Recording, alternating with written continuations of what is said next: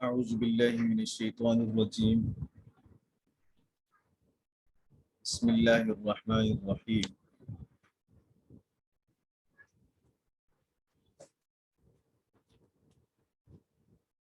ولقد خلقنا الإنسان ونعلم ما توسوس به نفسه ونحن أقرب إليه من حبل الوريد.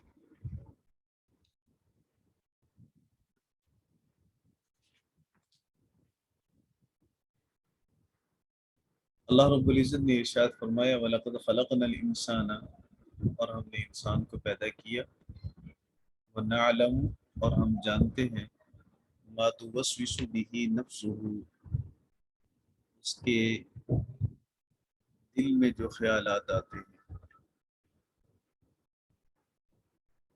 وَنَحْنُ أَقْرَبُ إِلَيْهِ، اور ہم زیادہ قریب ہیں اس کے، من حبل الورید، اس کی گردن رگ سے یا شاہ رگ سے کہہ لیں، جیسے برید کہتے ہیں گردن کی رگ کو، اور حبل کا معنی رگ بھی کیا جاتا ہے اور حبل کا معنی رسی بھی کیا جاتا ہے۔ اپنی وہ حدیث معروف ہے، آپ نے شروع سنی ہوگی، نساء حبائب الشیطان، صلی اللہ علیہ وسلم نے فرمایا کہ عورتیں شیطان کے جال ہیں، یہ رسیاں ہیں۔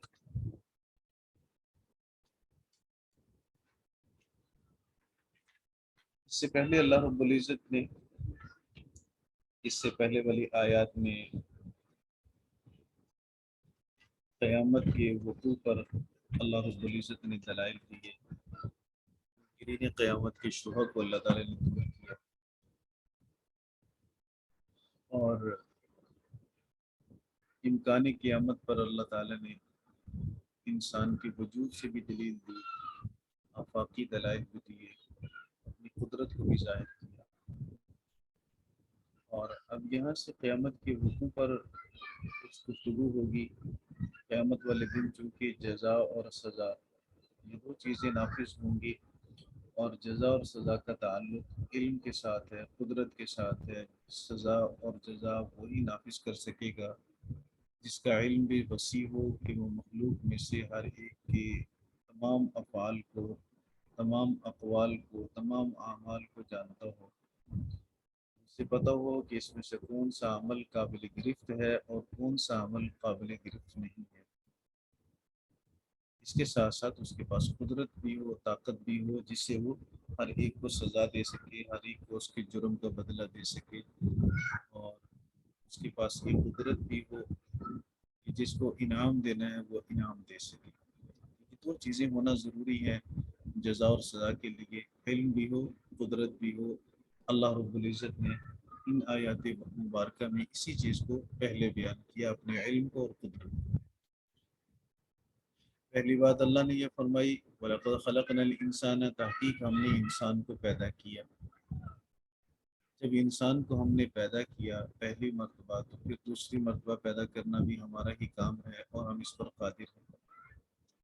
وَنَعْلَمُ مَا تُوَسْوِسُ بِهِ نَفْسُهُ، اور ہم جانتے ہیں ما توسوس، جو وسوسے گزرتے ہیں، بھی نفسه، اس کے دل میں، اس کے دل میں جتنے بھی خیالات گزرتے ہیں، اللہ فرماتا ہے کہ ہم اس کو بھی جانتے ہیں۔ وسوسہ کہتے ہیں خیال آئے اور گزر جائے،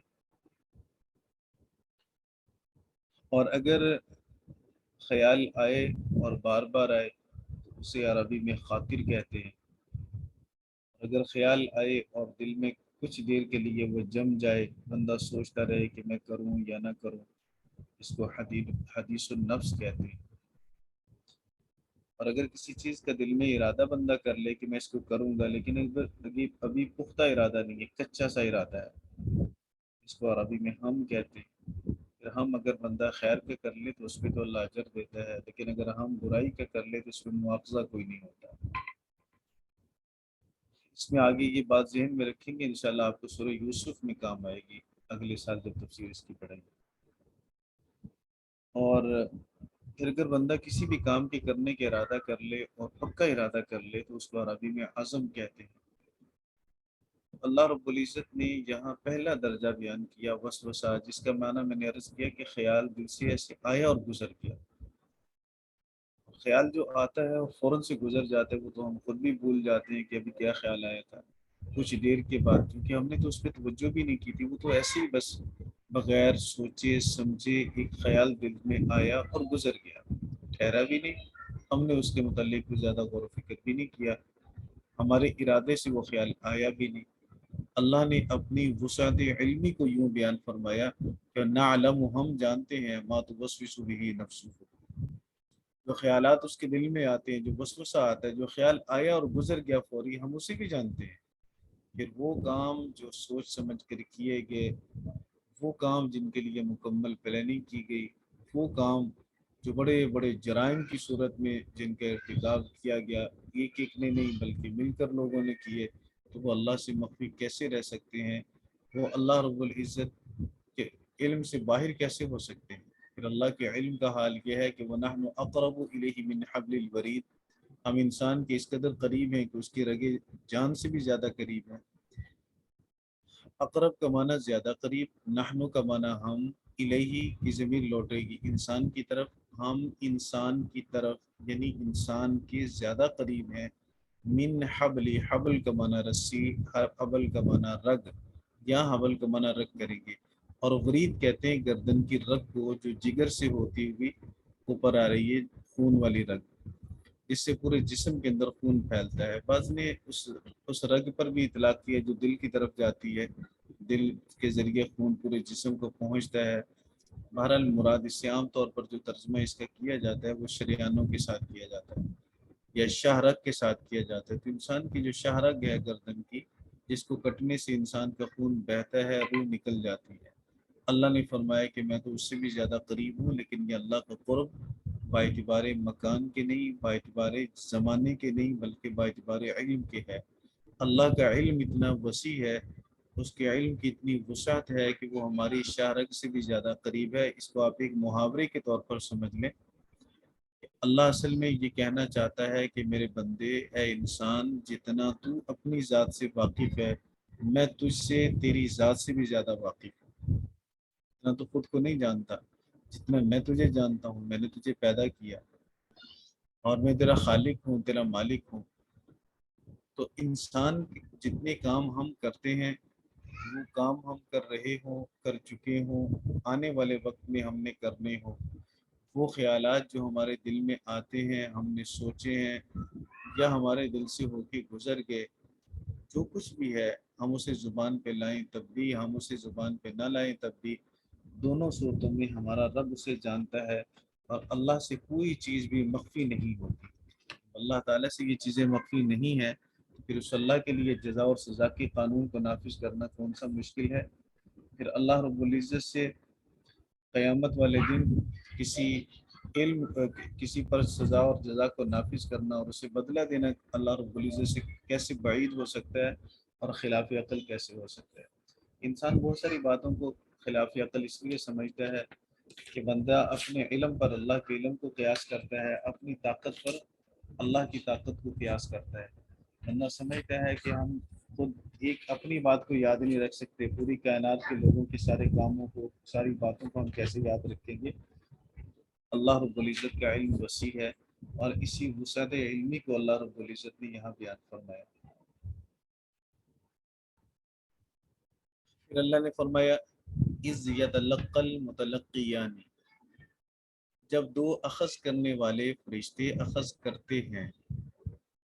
تلقہ کا معنی لینا بھی ہوتا ہے، اور اس کا معنی حاصل کرنا بھی ہوتا ہے، سیکھنا بھی ہوتا ہے،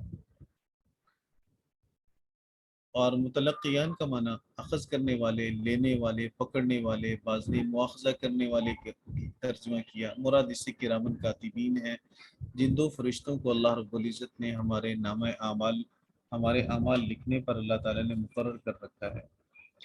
یہی فرشتے محافظ بھی ہیں، بعض نے فرمایا کہ حفاظت پر مأمور اور فرشتے ہیں جو انسان کی دائیں بائیں سے ان حوادثات سے حفاظت کرتے ہیں جو حوادثات انسان تک پہنچنا اللہ کو منظور نہیں ہوتے۔ تو باقی جو اعمال لکھنے والے فرشتے ہیں یہ اور ہیں۔ بہرحال اللہ رب العزت نے ارشاد یہ فرمایا کہ اذ یتلقی المتلقیان، جب دو اخذ کرنے والے اخذ کرتے رہتے ہیں، عن الیمین و عن الشمال، دائیں سے اور بائیں سے. قعید، قعید مولانا قعید کا معنی بیٹھنا، لزوم کے ساتھ بیٹھنا، چمٹ کر بیٹھنا، ایسا بیٹھنا جس میں جدائی کوئی نہ ہو. قعید فاعلن کے وزن پر ہے، اور یہ وزن واحد تثنیہ جمع تینوں کے لیے آتا ہے. اور اس کو بھی آپ محاورے کے طور پر سمجھ لیں کہ قعید کا معنی یہاں یہ ہے کہ کسی بھی وقت وہ آپ سے الگ نہیں ہوتے، ہمیشہ ہر وقت آپ کے ساتھ ساتھ رہتے ہیں. بیٹھنے سے مراد یہی ہے، لزوم کے ساتھ چمٹ کر بیٹھنے سے مراد یہ ہے کہ آپ سے کبھی جدا نہیں ہوتے، ہم وقت آپ کے ساتھ رہتے ہیں. اب اللہ رب العزت نے کرامن کاتبین کی یہ ایک صفت تو یہ بیان فرمائی کہ وہ قعید ہیں. اور میں نے عرض کیا کہ قعید کا معنی قائد کے معنی میں بھی ہے. قائد کا معنی بیٹھنے والا، مراد وہ جو آپ سے الگ نہ ہو. اور پھر یہ قعید واحد تثنیہ جمع تینوں کے لیے استعمال ہوتا ہے. یہی وزن تینوں طرح کی اوزان کی صفت بنتا ہے.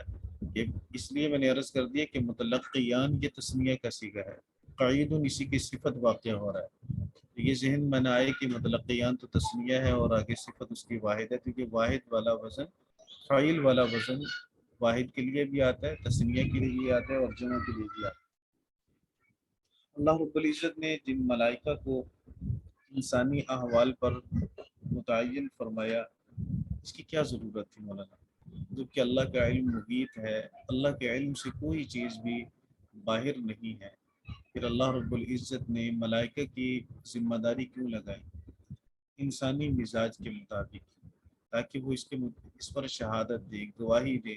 انسان لکھی ہوئی بات پر بڑا یقین کرتا ہے اور لکھی ہوئی بات پر اعتماد کیا جاتا ہے. اس لیے اللہ رب العزت نے، اگرچہ اللہ کے علم سے کوئی چیز باہر نہیں ہے اور اللہ رب العزت کے علم سے کوئی بات مخفی نہیں ہے، اس کے باوجود بھی اللہ تعالیٰ نے یہ نظام ایسا قائم فرمایا جس میں ہمارے ہر عمل کو لکھا جاتا ہے.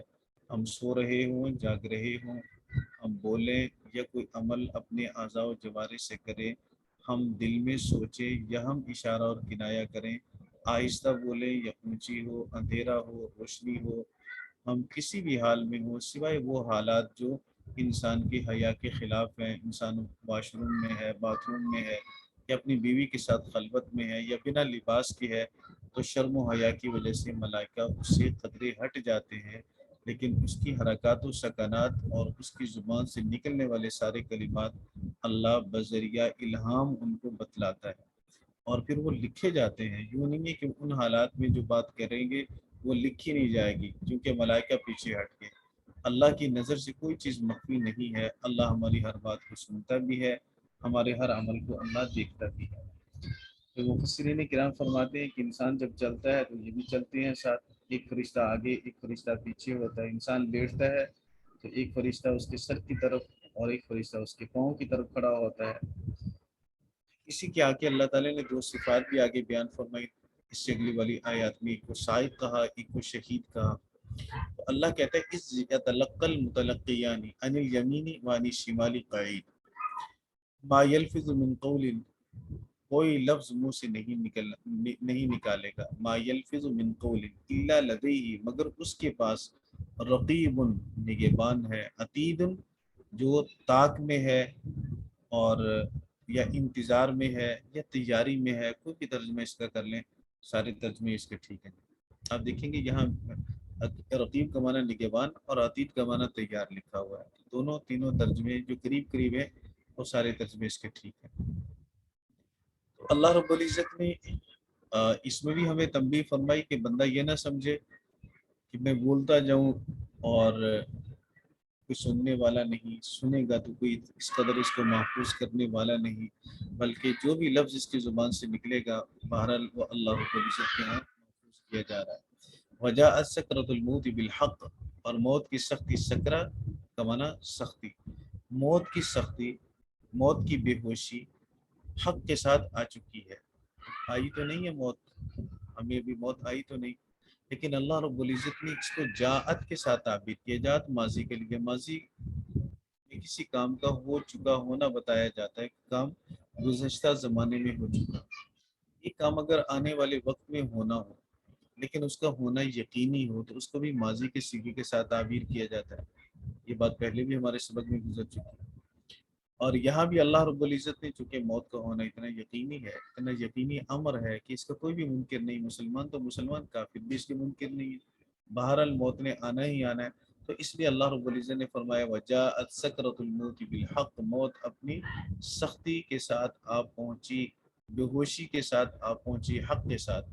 حضور علیہ الصلوۃ والسلام نے ارشاد فرمایا کہ جب کسی مؤمن کو موت آتی ہے تو اس کی موت کی تشبیہ اللہ کے رسول نے یوں دی، پانی کا مشکیزہ بھرا ہو اور اس کو نیچے سے اس کا منہ کھول دیا جائے تو جیسے پانی بڑی سہولت کے ساتھ نکل جاتا ہے، مؤمن کی موت ایسے ہی سہولت کے ساتھ آ جاتی ہے۔ پھر حضور علیہ الصلوۃ والسلام نے کافر کی، مشرک کی موت کی مثال یوں بیان فرمائی کہ جیسے یہ روئی گیلی ہو اور اس میں کوئی خاردار چیز کو داخل کیا جائے، پھر پوری قوت کے ساتھ اس کو کھینچا جائے، جیسے روئی تار تار ہو کر اس خاردار چیز کے ساتھ لگ جائے گی، ایسے ہی انسان کا بدن اندر سے ٹوٹتا ہے اور اس کے ٹوٹنے کی، ہڈیوں کے چٹکنے کی آواز بندہ سنتا ہے۔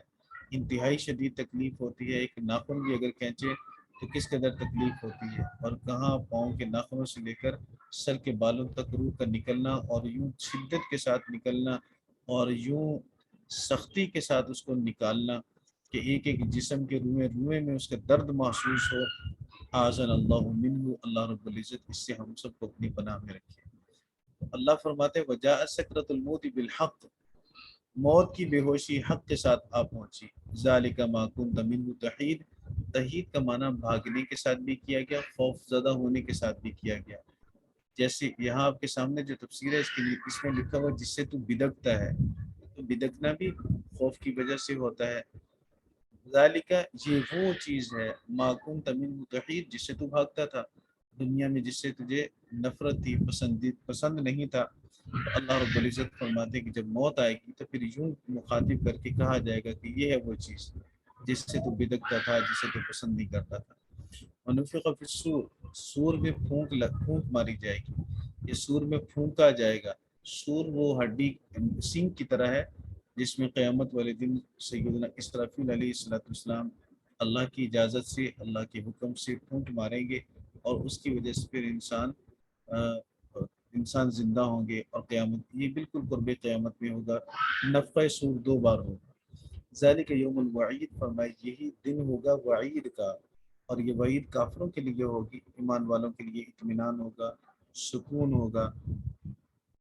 لا ان اولیاء اللہ لا خوف علیہم ولا هم یحزنون، اولیاء اللہ کی شان یہ ہوگی، اللہ کے دوستوں کی شان یہ ہوگی، نہ انہیں حزن ہوگا، نہ ملال ہوگا، نہ دکھ ہوگا، نہ ڈر ہوگا۔ یہ کافر کی حالت اللہ رب العزت نے بیان فرمائی۔ وجاءت کل نفس معها سائق و شہید، ہر شخص آئے گا یا ہر جان آئے گی، جاءت کل نفس، ہر جان آئے گا، معها، اس جان کے ساتھ ہوگا، سائق و شہید، سائق کہتے ہیں ہانکنے والے کو، بکریوں کا ریوڑ، گائے بھینس کا ریوڑ جا رہا ہے اور اس کے بالکل پیچھے پیچھے جو اس کا چرواہا ہوگا اس کو سائق کہیں گے۔ کسی بھی چیز کو جو ہانکنے والا وہ سائق کہلائے گا، اور آگے لیڈ کرنے والے کو قائد کہیں گے، گواہی دینے والے کو شہید کہیں گے۔ اللہ رب العزت نے 2 لفظ استعمال فرمائے، سائق و شہید۔ مفسرین کرام نے اس کی مختلف تفسیریں فرمائی ہیں، ان میں سے ایک تفسیر یہ ہے کہ سائق سے مراد کرامن کاتبین ہی دونوں فرشتے ہیں، ایک سائق بنے گا، ایک شہید بنے گا، انہی کی اللہ تعالیٰ ذمہ داری بدل دیں گے جب انسان قبروں سے نکلیں گے۔ ایک ان کو ہانک کر لے کر جائے گا میدان معاشر کی طرف، اور جب میدان معاشر میں انسان کا نامہ اعمال اللہ کی بارگاہ میں پیش کیا جائے گا تو انہی میں سے ایک شہید بنے گا، گواہ بنے گا، اور نامہ اعمال اللہ کی بارگاہ میں پیش کرے گا کہ یہ اس کے دنیا میں کیے جانے والے اعمال کا ریکارڈ ہے۔ دوسری تفسیر اس کی مولانا یہ کی گئی کہ سائق کا معنی ہوگا ہانکنے والا فرشتہ، اور دوسری تفسیر کریں گے سائق سے مراد نفس انسانی، اور تیسری تفسیر یہ ہے میدان معاشر کی طرف لے جانے والا کوئی اور فرشتہ ہے، کرامن کاتبین نہیں ہے، کرامن کاتبین کے علاوہ ہے کوئی فرشتہ جو میدان معاشر کی طرف انسان کو لے کر جائے گا۔ شہید سے مراد کیا ہے؟ شہید کی بھی دو تفسیریں کی گئی۔ ایک تو تفسیر کی گئی کرامن کاتبین ہی والی جو میں نے پہلے عرض کر دی، تو چونکہ دو فرشتے ہیں، ایک فرشتہ سائق بنے گا، سائق وہ جو کاتب سیئات ہے، گناہوں کو لکھنے والا، اور شہید کرامن کاتبین میں سے وہ بنے گا جو نیکیاں لکھنے پر مأمور رہا۔ اور بعض نے اس کو یوں بھی فرمایا کہ جس کی نیکیاں غالب ہوں گی، اگر نیکیاں غالب ہوں گی تو نیکیاں لکھنے والا فرشتہ شہید بن جائے گا، اور سائق بنے گا وہ جو برائیاں لکھنے پہ معمور تھا۔ اگر خدا نخواستہ اللہ نہ کرے کسی کی برائیاں غالب ہوگی تو پھر اس کے لیے برائیاں لکھنے والا فرشتہ گواہ بن جائے گا، شہید بن جائے گا، اور نیکیاں لکھنے والا فرشتہ سائق بن جائے گا، وہ اسے ہانک کر لے کے جائے گا ڈانٹ ڈپٹ کر، اور وہاں جا کر اللہ کی بارگاہ میں جس نے اس کی برائیاں لکھی وہ جا کے اس کا نامہ اعمال پیش کرے گا، اور اللہ رب العزت کی بارگاہ میں وہ اس کے جرائم کی تفصیلات بتائے گا۔ تیسری تفسیر یہ ہے کہ شہید ان سے مراد انسان کے اپنے اعضاء ہے، جیسے حدیث مبارکہ میں آپ پڑھیں گے انشاءاللہ، اللہ رب العزت کے سامنے جب کافر کو پیش کیا جائے گا تو کافر کہے گا کہ اللہ میں تو، اللہ رب العزت جب اس کے نام اعمال کو اس کے سامنے پیش کریں گے وہ کہے گا میں تو نہیں جانتا، جن فرشتوں نے لکھے میں تو ان فرشتوں کو بھی نہیں جانتا، جو جن کو میں جانتا نہیں، جن کو میں نے دیکھا نہیں، میں ان کی گواہی اپنے خلاف کیسے قبول کروں؟ اللہ فرمائیں گے کہ لوح محفوظ میں بھی ایسے لکھا ہوا ہے، تو پھر کہے گا کہ اللہ لوح محفوظ کو میں نے تو نہیں دیکھا، مجھے کیا معلوم لوح محفوظ کیا ہے؟ وہ انکار کر دے گا۔ شرک کیا، کہے گا میں نے شرک نہیں کیا، کفر کیا میں نے نہیں کیا، بھئی آپ کے نام اعمال میں لکھا ہوا ہے، کہے گا میں اس کو مانتا نہیں ہوں، تو ایک معارضہ بحث کرے گا اللہ کے ساتھ۔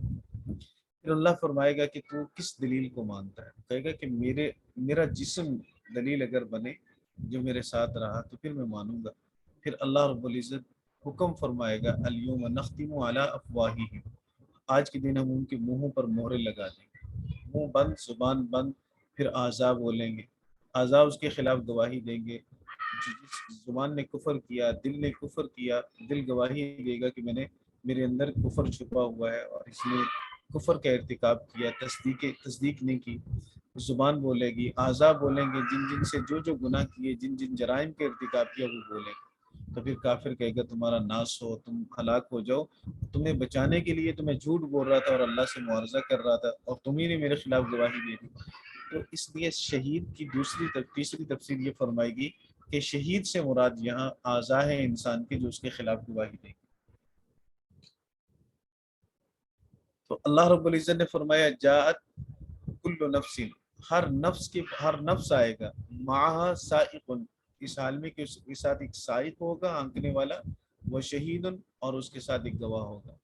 لقد كنت في غفلة من هذا، یہ آیت کا مخاطب کون ہے؟ اس آیت کے مخاطب کے بارے میں بعض نے یہ فرمایا کہ اس آیت کا مخاطب کافر ہے، اور بعض نے فرمایا کہ نہیں، الفاظ عام ہے، کافر ہو، مؤمن ہو، فاسق ہو، فاجر ہو، کوئی بھی ہو وہ اس کا مخاطب بنے گا۔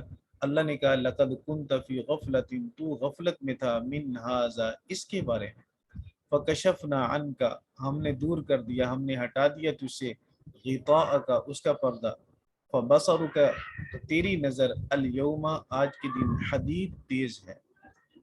دنیا کی زندگی نیند میں آنے والے خواب کی طرح ہے، اور آخرت کی زندگی بیداری والے حالات کی طرح ہے۔ بندہ ایک چیز خواب میں دیکھتا ہے اور خواب کے اندر وہ مختلف جگہوں کی سیر کر رہا ہے، مختلف حالات اور مناظر دیکھ رہا ہے، جو ہی اس کی آنکھ کھلی، بیدار ہوا تو وہ اسی اپنے بیڈ میں تھا، اسی اپنے کمرے میں تھا، وہ ساری چیزیں ایک خیال تھی، ایک خواب تھی جو اس نے نیند کی حالت میں دیکھا۔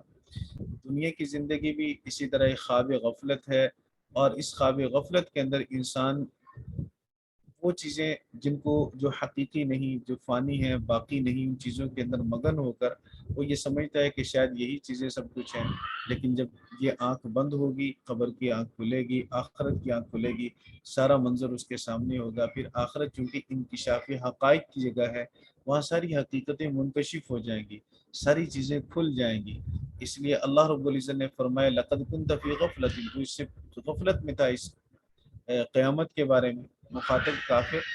یا مومن ہوگا تو مومن کا ایمان تو اگرچہ قیامت پر ہے لیکن مومن کے دل میں استحضار نہیں ہے، اس لیے قیامت کے اللہ رب العزت کے سامنے جواب دہی کا استحضار نہیں تھا، ڈر نہیں تھا۔ اس نے گناہ کیے، زنا کیے، چوری، بدکاری، جو کچھ اس نے جرائم دنیا کے اندر کیے، اگر ہم غور کریں گے تو اسی لیے کرتا ہے ہر انسان جرم، کیونکہ اللہ کے سامنے جواب دہی کا ڈر نہیں ہے، عقیدہ ہے لیکن اس عقیدے کا استحضار نہیں ہے۔ جس بھی انسان کے دل میں، دماغ میں قیامت کا عقیدہ ہر وقت مستحضر رہے گا، اللہ کے سامنے جواب دینے کا ڈر رہے گا، وہ گناہ نہیں کر سکے گا۔ تو ہم بھی جب گناہ کرتے ہیں تو تبھی کرتے ہیں کہ اللہ کے سامنے جواب دہی دل میں موجود نہیں ہوتی، اس وقت مستحضر نہیں ہوتی۔ ایمان ہے، استحضار نہیں ہے، ایمان ہے اس لیے مومن ہے، استحضار نہیں ہے اس لیے گناہ گار بن گئے۔ تو اللہ نے فرمایا لقد كنت في غفلة من هذا، تو اس سے غفلت میں تھا، فكشفنا عنك غطاءك، ہم نے تیرا پردہ تجھ سے ہٹا دیا، آج پردہ اٹھایا، آنکھ کھلی اور دنیا کی غفلت سے اور خواب غفلت سے بیدار ہوا۔ فبصرك اليوم حدید، آج کے دن تیری نظر بڑی تیز ہے، نگاہ تیز ہے، تجھے نظر آ رہی جہنم بھی، جنت بھی، اچھائی بھی، برائی، اچھائی کا انجام بھی، برائی کا انجام بھی۔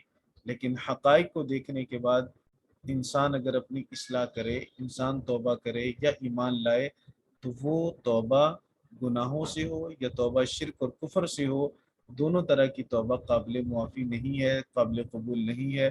اس لیے اسی دنیا کے اندر اللہ رب العزت نے ہمیں اس چیز کا پابند بنایا کہ ہم اللہ رب العزت سے معافی مانگیں، اپنے گناہوں کی توبہ کر لیں۔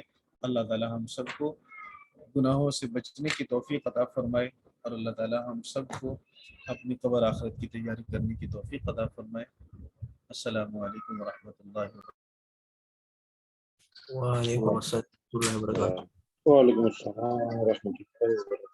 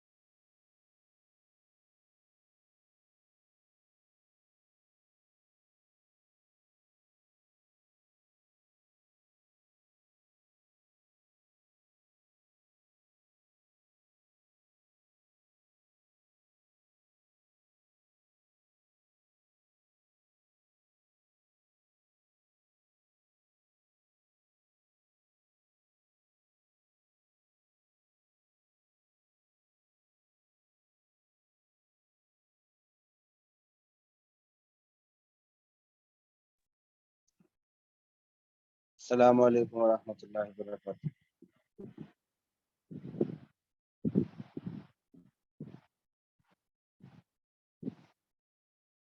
السلام. ہاں جی السلام علیکم ورحمۃ اللہ وبرکاتہ. وعلیکم السلام ورحمۃ اللہ. وعلیکم السلام ورحمۃ اللہ وبرکاتہ. کیا جانا ٹھیک ٹھاک ہے؟ الحمدللہ. اب گئے مولانا ناصر صاحب سب پڑھا کے ابھی گئے ہیں کہ 10:30 چلے گئے تھے؟ نہیں تقریباً 2-3 منٹ ہی ہوئے ہیں.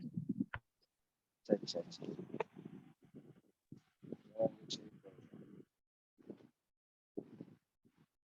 اور سورہ سبق وغیرہ یاد ہے؟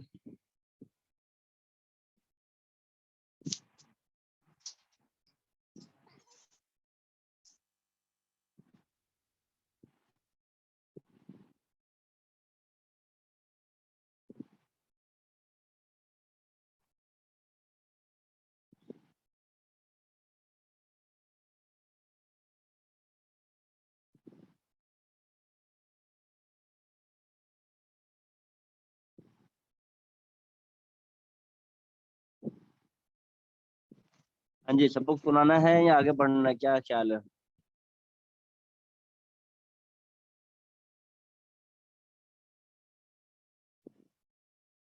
کسی نے یاد کیا ہوا تو وہ سنا سکتا ہے.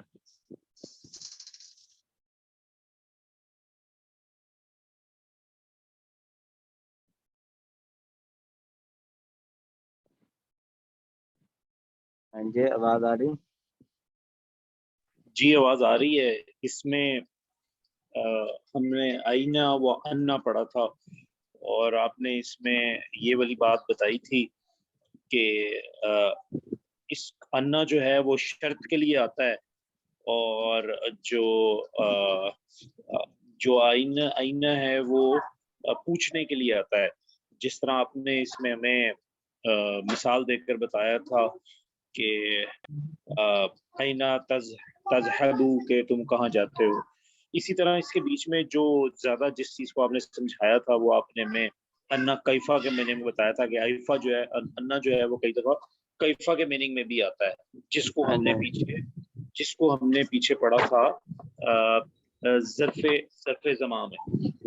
اس کے بعد آپ نے جو اگلی چیز ہم نے پڑھی تھی وہ آپ نے بتایا تھا یہ لدا والدونو، جس کے بارے میں آپ نے میں یہ بتایا تھا کہ جو چیز قبضے میں ہوتی ہے اس کے لیے ہم لوگ اس کو استعمال کرتے ہیں. جس طرح ہم نے پہلے پڑھا تھا کہ مال زید کے پاس ہے لیکن کیا اس وقت ہے، تو اس وقت بتانے کے لیے ہم لوگ اس کو یوز کرتے ہیں لدا واللدان.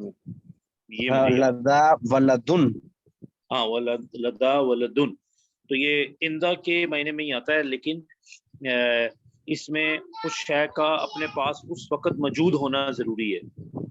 ہاں یہ لدا کے باؤ ہے، یہ باؤ معطوفہ ہے لدا اور لدن.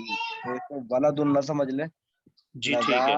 اور لدن لدا قرآن مجید میں بھی لدن. استعمال ہوا ہے. جی جی ماشاءاللہ جی بہت اچھا سبق سنایا آپ نے. اللہ رب العزت آپ کو جزائے خیر عطا فرمائے. ماشاءاللہ جی سب نے یاد ایک کیا ایسی ہوگا. کتاب نہیں ہے جو بہتر ہو، اس سے بھی زیادہ آسان ہو، ذرا آسانی سے سمجھ آ جائے. کیا چیز؟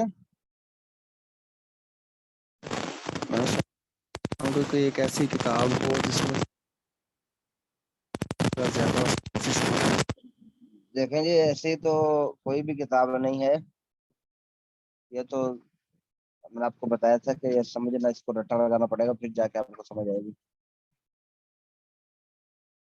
نحو اور صرف کا کام جو ہوتا ہے نا، یہ اس کے اندر میں نے آپ سے عرض کی تھی کہ سمجھ کا یا روزانہ جیسے قرآن مجید حفظ کرنے والے طالب علم ہوتے ہیں، وہ قرآن مجید حفظ کرتے ہیں نا، تو آپ کو معلوم ہوگا کہ وہ روزانہ اگر پیچھے سے دہرائی نہ کریں تو وہ پیچھے والا سبق بھول جاتے ہیں، وہ سبق یاد نہیں رہتا. ہم نے علم النحو پڑھی تھی تو ہمارے اساتذہ جو ہے وہ روزانہ پیچھے سے پوری کتاب سنا کرتے تھے. روزانہ اس کی دہرائی کرنی ہوتی ہے. اگر دہرائی نہیں کریں گے تو آپ کو یاد نہیں رہے گا. باقی آپ پریشان نہ ہو، میں نے آپ سے یہ بھی عرض کی تھی اگر زیادہ سمجھ نہ آئے تو آپ چلتے رہیں. کچھ چیزیں ایسی ہوتی ہیں جن کا تعلق بعد والے سبق کے ساتھ ہوتا ہے، کچھ چیزیں ایسی ہوتی ہیں جن کا سبق پہلے والے سبق کے ساتھ ہوتا ہے.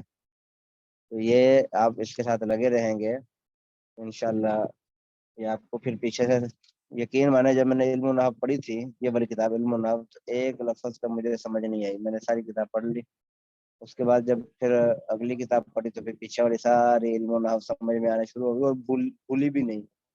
پہلے یاد نہیں تھی، آٹومیٹک ہی یاد ہوگی. رٹنے لگے ہوتے نا پہلے. آپ اس میں گھبرائے نہیں، بس تعریفیں یاد رکھیں.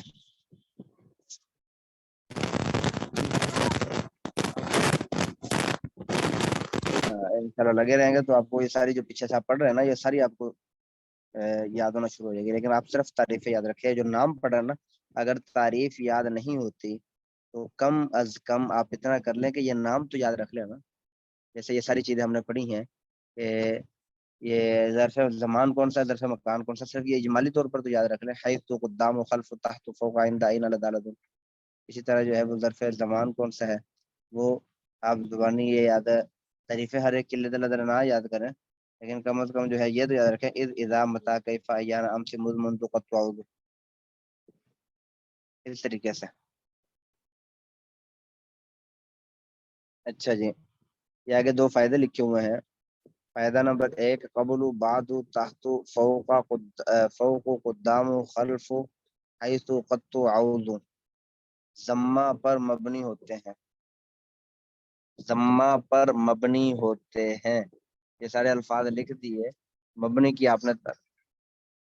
آپ نے تعریف پیچھے پڑی ہوئی ہے، اور ضمہ ابھی بتا دیا کہ ان کے اوپر ہر حال میں پیش ہوگا، اور زبر یا زیر نہیں آئے گی ہر حال میں. حالت رفع میں، جری میں، حالت نصب میں. یہ تینوں حالتیں جب آپ پڑھ لیں گے نا، آپ کو کافی حد تک سمجھ آنا شروع ہو جائے گی. یہ آگے جا کے جو ہے نا، یہ مرفوعات منصوبات آگے جا کے آئیں گے تو اس وقت آپ کو کافی حد تک سمجھ آنا شروع ہوگی. تو یہ ضمہ پر مبنی ہوتے ہیں. یہ قبل بعد. اب قبلی یہ کبھی نہیں آئے گا. اگر شروع میں اس کے من بھی آ جائے نا، من قبل و من بعد. اب من کا کام ہوتا ہے جر دینا، لیکن من نے قبل کو جر نہیں دی. جر تو یعنی کہ قبل اب مجرور تو ہوگا، لیکن یہ اس کے اوپر جو ہے نا چونکہ مبنی ہے، اس کے اوپر ضمہ ہی رہے گا. حالت اس کی جر والی ہوگی لیکن ضمہ ہی رہے گا. یہ مبنی ضمہ پر مبنی ہوتے ہیں. اسی طرح بعد، اسی طرح تحت، فوق، قدام، خلف، حیث قد تعود. یہ ہر حال میں جو ہے یہ تحت ہی رہے گا. بلکہ ایک منٹ، ہاں ٹھیک ہے، یہ تحت ضمہ پر جو ہے یہ مبنی ہوں گے. ایانا کیفا، اینا یہ فتح پر مبنی ہوگا. اینا جو ہے یہ ہر حال میں اینا ہی رہے گا، زبر ہی رہے گی. من بھی شروع میں آ جائے گا تو من اینا ہی رہے گا، من اینی نہیں بنے گا، یا من اینو نہیں بنے گا. من اینا زبر ہی رہے گی ہر حال میں. یہ فتح پر مبنی ہوں گے یہ تینوں لفظ، ایانا اور کیفا. کیفا بھی ہر حال میں کیفا ہی رہے گا، کیفی اور کیفو نہیں بن سکتا. اچھا، اسی طرح ایانا. اور امسی کسرہ پر مبنی ہوتا ہے. امسی جو ہے یہ ہر حال میں امسی ہی رہے گا. امسا یا امسو نہیں بن سکتا. یہ ہر حال میں جو ہے وہ امسی ہی رہے گا. کسی بھی حالت میں جو ہے نا یہ تبدیل نہیں ہوگا. امسی سے امسو نہیں ہوگا، اس کی ایک ہی وہ جو ہے نا وہ صورت ہے. باقی جو ظروف ہیں سکون، باقی ظروف سکون پر مبنی ہوتے ہیں. جیسے اذ، اذا، اب وہ آپ نے پڑھا تھا. تو یہ پیچھے جو ہے آپ نے یہ پڑھے ہوں گے، انا، لدا، لدن. اب یہ متا.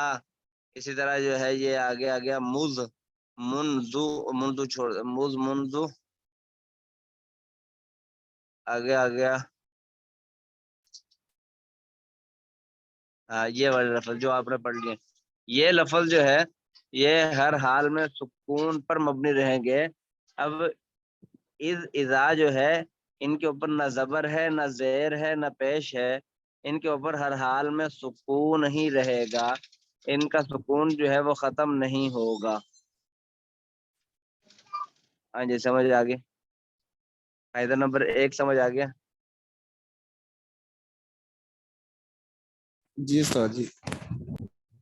اچھا فائدہ نمبر 2، ظروف غیر مبنی جب جملہ یا اذ کی طرف مضاف ہو تو ان کا فتح پر مبنی ہونا جائز ہے. ظروف غیر مبنی جب جملہ یا اذ کی طرف مضاف ہو تو ان کا فتح پر مبنی ہونا جائز ہے. جیسے قول تعالیٰ ھذا یوم ینفع الصادقین صدقہم، تو یہاں یوم کو مفتوح پڑھنا جائز ہے. اب یہ جو ظروف یہاں جو آپ نے پڑھ لیے ہیں ظرف زمان ہو یا مکان، اب یہاں خالی ظروف لکھا ہوا ہے. جب خالی ظروف کا صیغہ آ جائے تو اب اس سے مراد ظرف زمان اور ظرف زمان دونوں ہوتے ہیں، مکان اور زمان دونوں ہوتے ہیں، کیونکہ یہاں اب خاص نہیں کیا. اب ایسے ظروف، ایسے اسماء جو ظروف کا فائدہ دیتے ہیں جو غیر مبنی ہوتے ہیں، ایسے الفاظ بھی، ایسے اسم بھی ہیں. جیسے یوم، اب یوم کا مطلب ہوتا ہے دن، اور دن جو ہے یہ ایک ظرف زمان ہے، دن زمانے کے اندر آتا ہے، تو اس لیے جو ہے یہ ظرف ایک زمان ہی بنتا ہے. تو اب یوم جو ہے فرماتے ہیں کہ ان کا فتح پر مبنی ہونا جائز ہے، ان کے اوپر فتح بھی آ سکتا ہے.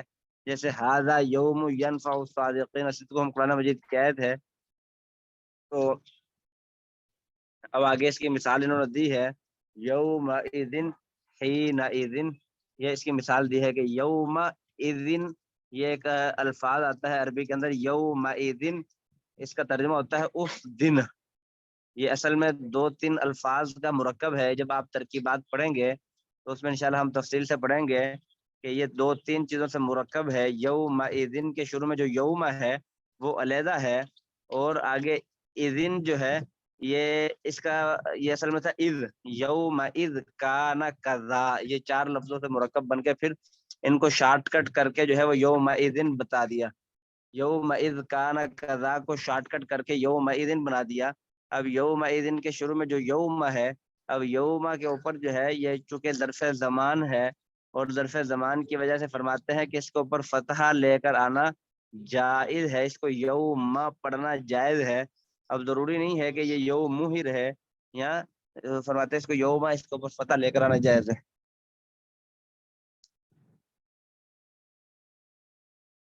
یہ دوسرا فائدہ نمبر ہو گیا. تو بہرحال وہ فائدہ نمبر 1 جو ہے وہ زیادہ امپورٹنٹ ہے، اور دوسرا فائدہ جو ہے وہ آپ اس کو تھوڑا ذہن میں رکھیں، یہ اتنا زیادہ استعمال نہیں ہوتا.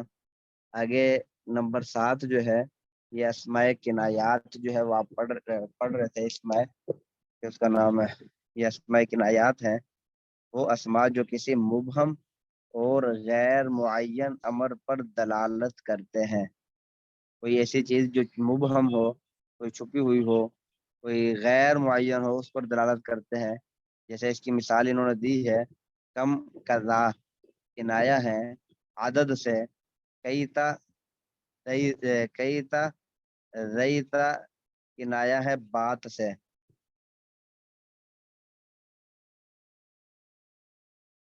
اچھا یہ کنایا تو پہلے آپ یہ سمجھ لیں، کنایا ایک ہوتا ہے واضح، ایک ہوتا ہے یعنی کہ کنایا، اس کی تعریف انہوں نے خود کر دی ہے. ایک مبہم چھپا ہوا کوئی پوشیدہ کوئی چیز واضح نہ ہو تو اس کو کنایا بول دیا جاتا ہے. تو اب اس میں جو ہے کم قضا، یہ 2 لفظ جو ہیں یہ کنایا ہے، یہ اسماء کنایا ہے. کم کا مطلب ہوتا ہے کتنا. جب دکان پر چیز لینے کے لیے جائیں تو اس سے پوچھ لیتے ہیں کم، یہ چیز کتنے کی ہے، تو یہ عدد سے کنایا ہے. آپ نے خالی کم پوچھنا ہے. اب یہ کم پوچھ کے آپ نے اس سے اس کی قیمت پوچھ لینی ہے کہ عدد یہ کتنا، کم کتنا. اب وہ آگے عدد جو ہے، جیسے ہم اردو میں بولتے ہیں کتنے پیسے، اب وہ پیسے جو ہے نا وہ ایک عدد نہیں بولا، یہ عدد سے کنایا ہے. کم کذا، اسی طرح جو ہے وہ یہ کذا. آگے جو ہے وہ کئیتا ریتا کنایا ہے بات سے. کئیتا ریتا، اس کا ترجمہ کیا بنے گا کئیتا ریتا کا؟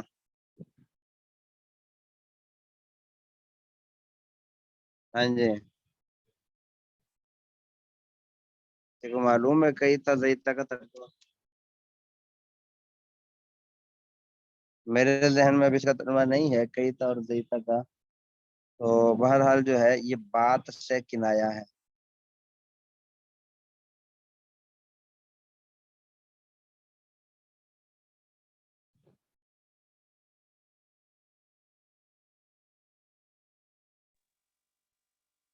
अच्छा, आगे है मुरक्कब बिनाई। मुरक्कब बिनाई जैसे अहद आशरा, ये आपने पीछे इसकी तारीफ जो है वो तफसील के साथ पढ़ ली थी। मुरक्कब बिनाई की तारीफ, मुरक्कब बिनाई किसे कहते हैं, वो आपने पीछे पढ़ लिया था। अब इसका जो है ना ये सारे आपने ये पीछे जो है ना इसकी तारीफ पढ़ी थी।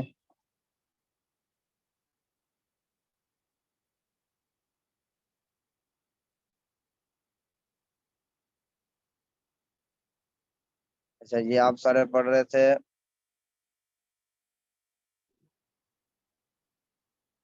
इसम गैर मुतमक्किन की 8 अकसाम आप पढ़ रहे थे। ये पीछे जो मैंने अभी सफ़ा खोला है, इस सफ़े को पूरा गौर करें। फसल नंबर 5, इसम गैर मुतमक्किन की 8 किस्में हैं। अब इसम गैर मुतमक्किन को आपने पीछे पढ़ा था कि इसम गैर मुतमक्किन या मबनी, ये सारे के सारे अल्फाज जो है जो आपने अभी तक पढ़ लिए हैं 8 किस्मों में, ये सारे के सारे अल्फाज जो है ये मबनी होते हैं। इसम गैर मुतमक्किन की 8 किस्में हैं, यानी कि मबनी की 8 किस्में हैं। तो ये सारे अल्फाज जो आपने पढ़ लिए हैं ये सारे के सारे मबनी हैं। आज तक जो है उसमें सारे आप तरतीब से देख लें। मुज़मरात के अंदर आपने ज़मीरें पढ़ ली, सब मबनी है, एक ही हालत में रहेंगी, कभी तब्दील नहीं होगी उसकी हालत। अस्माए मौसूला अल्लज़ी अल्लज़ानी अल्लज़ीन, वो सारे एक ही हालत में रहेंगे, उनकी वो तब्दील नहीं होगी। अस्माए इशारा हाजा हाजानी वो आपने पढ़ा, वो सारे मबनी है। अस्माए अफ़आल, अस्माए अस्वात, अस्माए ज़ुरूफ, और आज आपने पढ़ लिया अस्माए किनायात और मुरक्कब बिनाई। अस्माए ज़ुरूफ के अंदर आपने ज़र्फ़ ज़मान और ज़र्फ़ मकान पढ़ लिया, और अस्माए किनायात के अंदर जो है वो आपने पढ़ लिया कम, कज़ा, और इसी तरह जो है वो लईता, कई ता, रई था। और मुरक्कब बिनाई, ये जो जितनी भी गिनती है अहदा अशरा इहदा अशरा, ये मुरक्कब बिनाई है। तो ये 8 की 8 किस्में जो है ये सारी की सारी मबनी है, मुअरब नहीं है। बस आपने ये जहन में रखना है कि जब इंशाल्लाह हम इसका वो करेंगे, इजरा करेंगे, तो फिर उसके अंदर मैं आपसे पूछूंगा कि ये मुअरब है या मबनी है। बस फिर मैं इतना पूछूंगा, फिर आपने खुद सोचना है कि ये 8 किस्मों के अंदर से है या नहीं है। ये इसमें इशारा में है, इसमें ज़मीरात में है, इसमें आसानी है। तो ये तकरीबन समझ लें जी, आपकी 8 किस्में जो है वो पूरी हो गई हैं।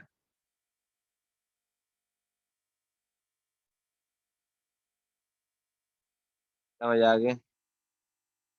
आगे फिर फसल नंबर 6 आ रही है, वहां से नई नई बहस शुरू हो रही है, और वहां से एक नई चीज के ऊपर बहस की जाएगी। तो बहरहाल आप जो है तो ये पीछे वाले सारे इसमें गैर मुतमक्किन की मुकम्मल दोहराई कर लें, या 8 की 8 किस्मों की आप दोहराई कर लें। मुज़मरात, अस्माए अफ़आल, ये सारी जो है ना इसकी एक दफा दोहराई दोहराई कर लें। हाँ, सिर्फ इसम गैर मुतमक्किन की पूरी किताब के पीछे से ना जाए, वरना फिर ये भी इसम गैर मुतमक्किन यानी मबनी की जो किस्में हैं, उसको आप पीछे से पूरी किताब को रोजाना कोशिश किया करें, पढ़ते रहें। ठीक होगा इंशाल्लाह।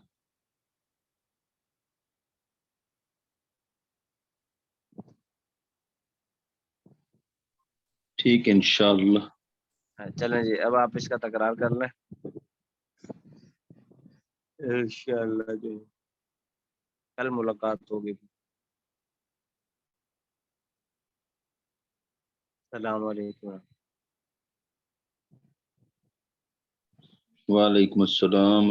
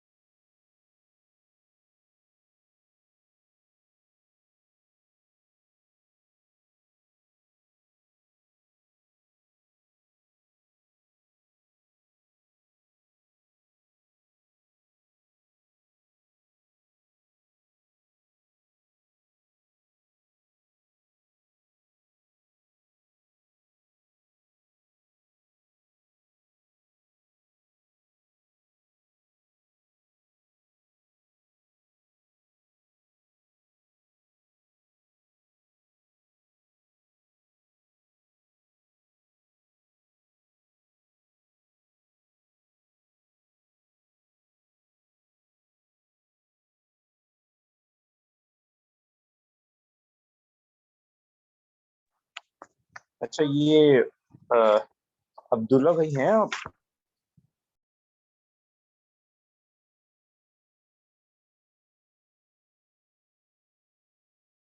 عباس بھائی؟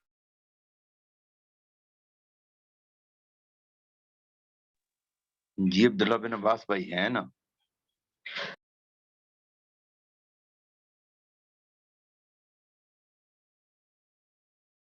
میں اس کو ذرا ابھی 1-2 منٹ ہیں، اس کو ذرا ریوائز کرنا چاہ رہا ہوں. اس میں یہ ضمیر مرفوع متصل میں لکھا ہوا ہے، یعنی فاعل کی وہ ضمیر جو فعل سے ملی ہے. یعنی مثلا فعل سے مطلب ہے کام کرنے والا، کام، اور فاعل جو کام کر رہا ہے. اس میں اگر کسی ایک کا مطلب سمجھ میں آ جائے تو شاید سارے سمجھ میں آ جائیں گے. پیج نمبر 17 ہے. اگر کسی بھائی کے پاس کتاب ہے تو وہ ذرا مجھے بھی بتا دیں کہ میں نے اس کو آگے سے شروع کیا ہے، تو مجھے 2 ہفتے ہوئے ہیں ابھی آئے کلاس.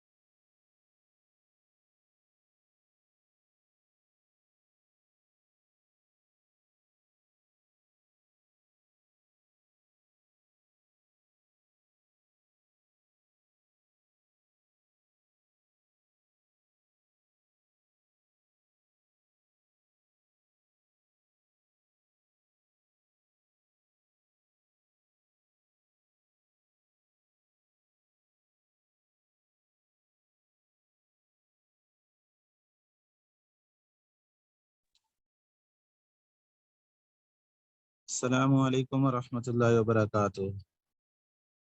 حضرات وعلیکم کیا حال ہے؟ ٹھیک ہیں؟ اللہ کا کرم ہے. آپ ٹھیک ہیں؟ جی الحمدللہ ڈاکٹر صاحب، میں مہمان آئے ہوئے تھے، ابھی باہر میں گیا ہوا تھا تو پتہ چلا کہ آپ کی طرف سے کوئی کال تھی۔ بس وہ کچھ نہیں، وہ میں اصل میں یہ تھوڑا سا اس وقت کرنا چاہ رہا تھا، ایک چیز پہ پریکٹس کرنا چاہ رہا تھا، جس طرح وہ جی ضرب تو لکھا ہوا ہے، اس میں ایک سمجھ میں آ جائے تو سارے سمجھ میں آ جائیں گے۔ یعنی کہ پیج نمبر 17 میں جو لکھا ہوا ہے، یعنی فائل کو وہ ضمیر جو فعل سے ملی ہو، جی جی جی جی تو جی فائل تو جی ہوتا ہے کام کرنے والا، اور فعل جو وہ کام کر رہا ہے، تو جی اس کا مطلب جو ہوگا، ضربتو کا مطلب شاید یہ ہوگا کہ اس کو مارا۔ یہ مخاطب، یہ متکلم کیا ہے نا، جی یہ متکلم کا صیغہ ضرب تو، یہ متکلم کا صیغہ ہے، واحد ٹھیک ہے، متکلم۔ جی جی جی صحیح بات ہے، اس کا واحد ہوگا ضرب متکلم ہے تو مارا، میں ان ایک سب نے۔ مرد نے یا ایک عورت، ہاں جی ہاں یہ جی صحیح ہے، جی ایک مرد نے مارا یا ایک عورت نے۔ جی صحیح بات ہے۔ اچھا، اس کے بعد نیچے جو ضمیر مرفوع منفصل لکھا ہوا ہے، یعنی جو فائل کو کی وہ ضمیر جو فعل سے جدا ہو، یعنی کہ اب یہاں پہ دونوں جی ملیں گے نہیں، انا یہ آپ آنا۔ مولانا صاحب آ گئے ہیں؟ اچھا چل ٹھیک، انشاءاللہ پھر بات کریں۔ چلیں اچھا۔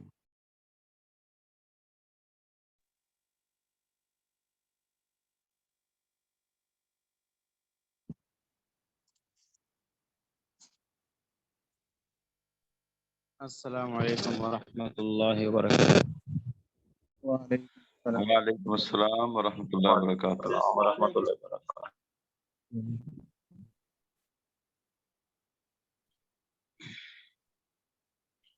کیا حال ہے حضرات، سارے ٹھیک ہو؟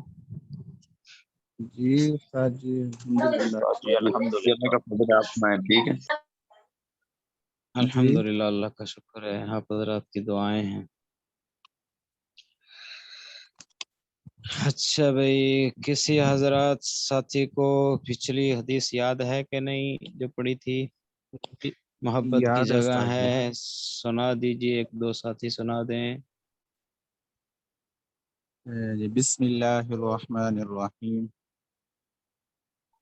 المؤمن مألف ولا خیر فی من لا یألف ولا مألف، لا یألف ولا یؤلف۔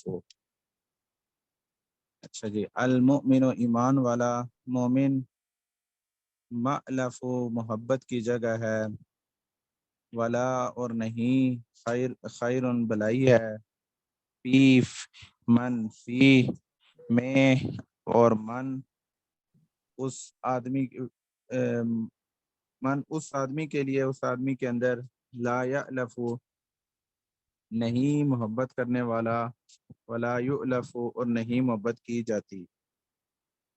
یعنی کہ ایمان والا مومن محبت کی جگہ ہے، اور نہیں بلائی ہے اس آدمی کے اندر جو محبت نہیں کرتا، اور جو محبت نہیں کرتا اور اس سے محبت نہیں کی جاتی، یعنی لوگ بھی اس سے محبت نہیں کرتے۔ ایک مسلمان انسان کو دوسرے مسلمان سے محبت کرنی چاہیے، اس سے بلائی پیدا ہوتی ہے۔ جب تم کسی مسلمان بھائی سے ملو، خندہ پیشانی سے ملو، ایک انسان جو جب کسی دوسرے انسان سے محبت کرتا ہے تو لوگ بھی اس سے محبت کرتے ہیں۔ تو جب ایک انسان دوسرے سے محبت نہیں کرتا، گویا کہ اس کے اندر بلائی نہیں ہے، بس اس آدمی کے اندر کوئی بلائی نہیں ہے۔ نبی کریم صلی اللہ علیہ وسلم نے فرمایا، جس کا مفہوم ہے کہ وہ لوگ سب سے زیادہ میرے قریب ہوں گے جن کے اخلاق سب سے اچھے ہوں گے۔ مومن ایمان والا محبت کی جگہ ہے، اور نہیں ہے بلائی اس آدمی کے اندر جو محبت نہیں کرتا، اور اس سے محبت نہیں کی جاتی۔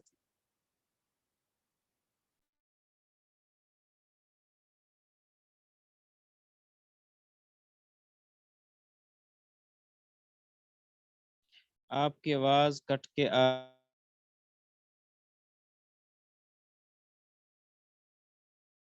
جی استاد جی آواز میری نہیں آ رہی؟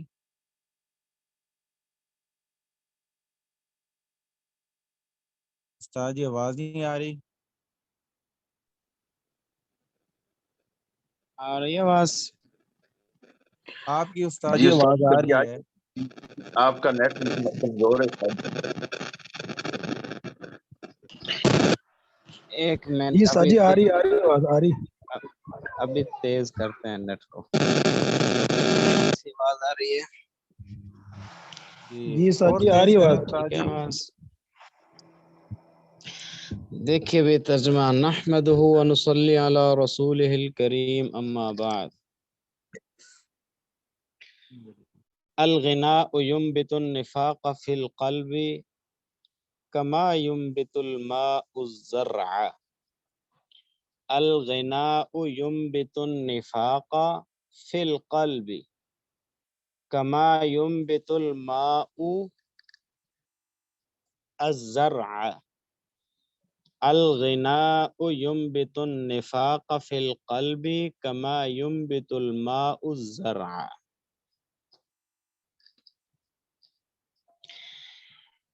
الغنا اس کا معنی ہے گانا، اس کی جمع آتی ہے اغانی۔ الغنا اس کی جمع اغانی آتی ہے۔ اگر یہ لفظ ہو نا الغنا غانیہ سے، غانیہ، اس کا معنی پھر اور ہوتا ہے مالدار۔ اگر اس کی جمع آ جائے اغانی، پھر اس کا معنی ہوتا ہے گانا۔ غانیہ غنن سے ہو تو پھر اس کا معنی مالدار ہوتا ہے۔ یہاں پر الغنا یہ اغانی کی واحد ہے، اغانی کے، اغانی جمع ہو گئی تو اس کا معنی ہے گانا، گانا گانا۔ او جو موسیقیاں چلاتے ہیں، شرکی الفاظ ہوتے ہیں جس میں یمبت،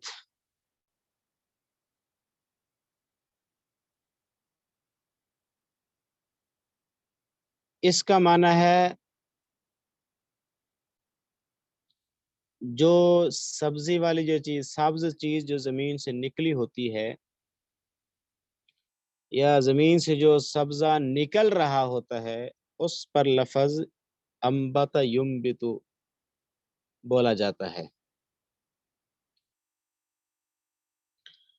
تو ینبت اس کو کہتے ہیں جو چیز زمین سے اگتی ہے، اگنے والی چیز کو ینبت کہا جاتا ہے۔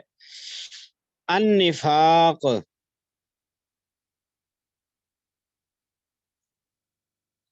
اس کا معنی ہے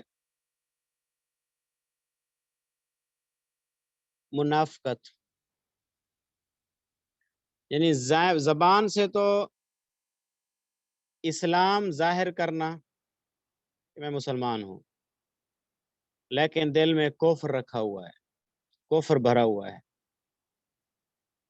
اس کو منافق کہتے ہیں۔ اوپر اوپر سے مسلمان، اندر سے کافر، یہ نفاق ہے، منافق اس کو کہتے ہیں۔ فی کا معنی میں ہو گیا، القلب اس کا معنی ہے دل۔ کاف حروف جرہ میں سے ہو گیا، اس کا معنی مثال بھی آتا ہے، مثل، جیسے، طرح۔ اور ما یہ موصولہ ہے، اسماء موصولہ آپ کو بتایا تھا۔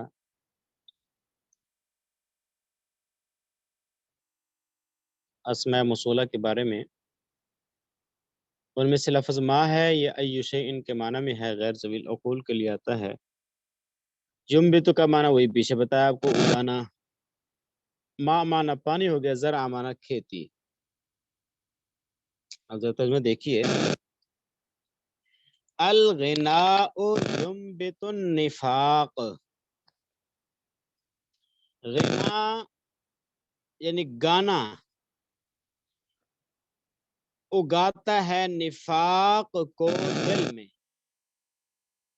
الغنا تغنیہ سے ہے، تغنیہ کہتے ہیں اس گانے کو جس کے اندر ترنم ہوتا ہے، ترنم سے جو گیت گایا جائے اس کو غنا کہتے ہیں۔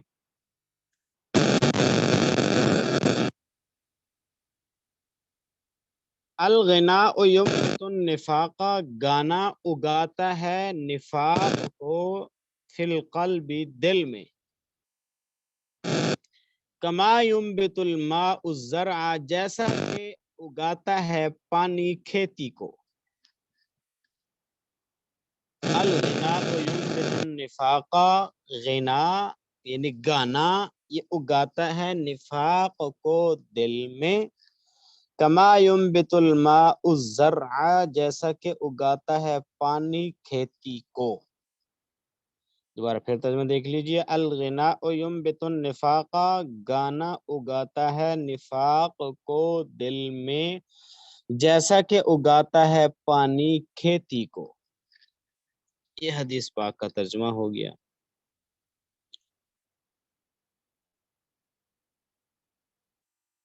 استاد جی یہ جو کما یمبت الماء ہوگا کہ ماء ہوگا؟ یہ ماء ہے، فاعل ہے، یمبت جو فعل ہے نا اس کا فاعل ہے، اگاتا ہے پانی، پانی اگاتا ہے نا تو پانی فاعل ہو گیا۔ کس کو اگاتا ہے؟ کھیتی کو اگاتا ہے، تو کھیتی مفعول ہوگی۔ سمجھ آ رہی؟ ماء ہے، پیش ہے، الماء کے اوپر پیش ہے، الزرع یہاں عین کے اوپر زبر ہے، تو الماء زرع کا مطلب؟ زرع کھیتی کو کہتے ہیں۔ جی، اور یمبتو کا میں مفہوم مطلب کیا ہوگا؟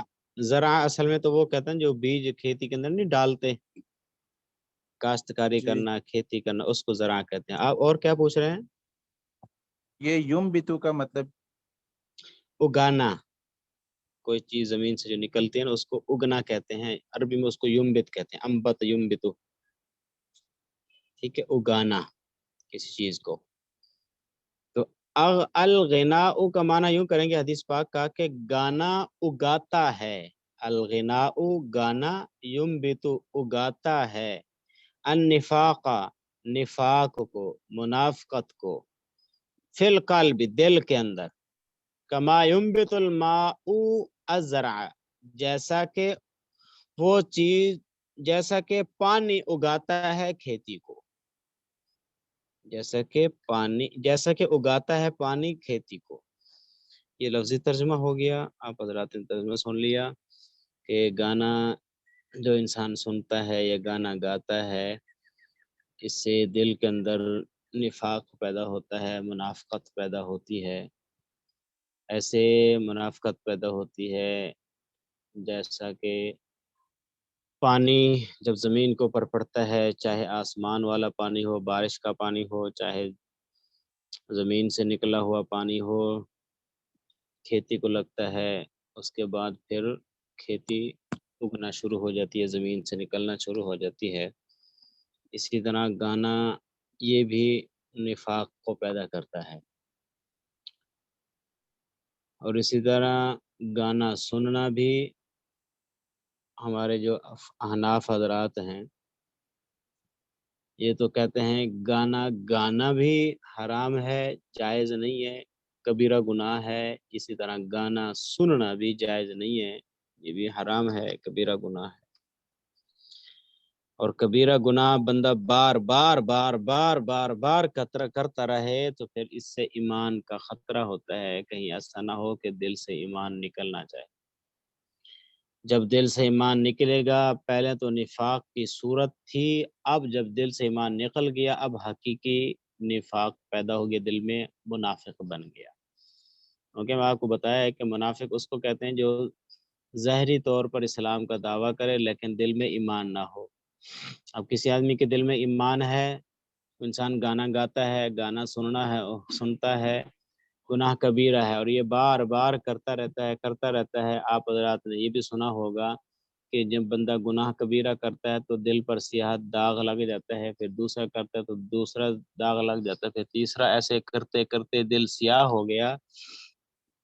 جب دل سیاہ ہو گیا تو اب ایمان کے جانے کا خطرہ ہے دل سے۔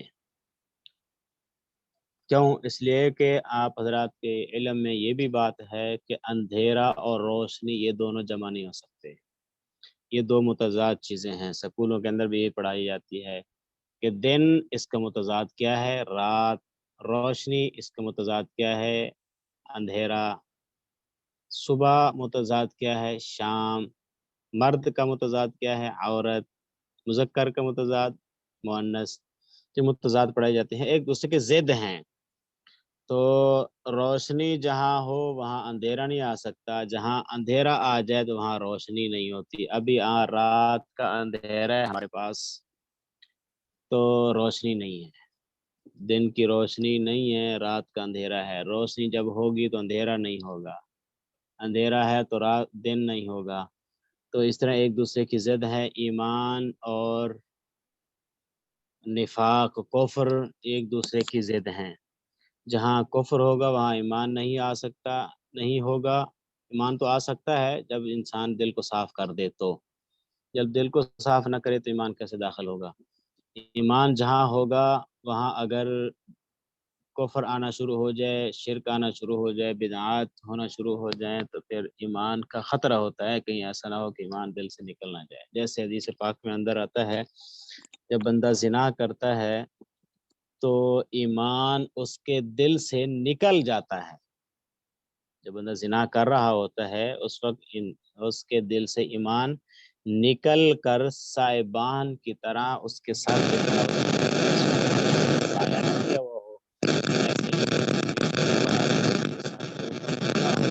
ایمان جب بندہ زنا سے فارغ ہو جاتا ہے پھر وہ ایمان انسان کے دل میں آ جاتا ہے۔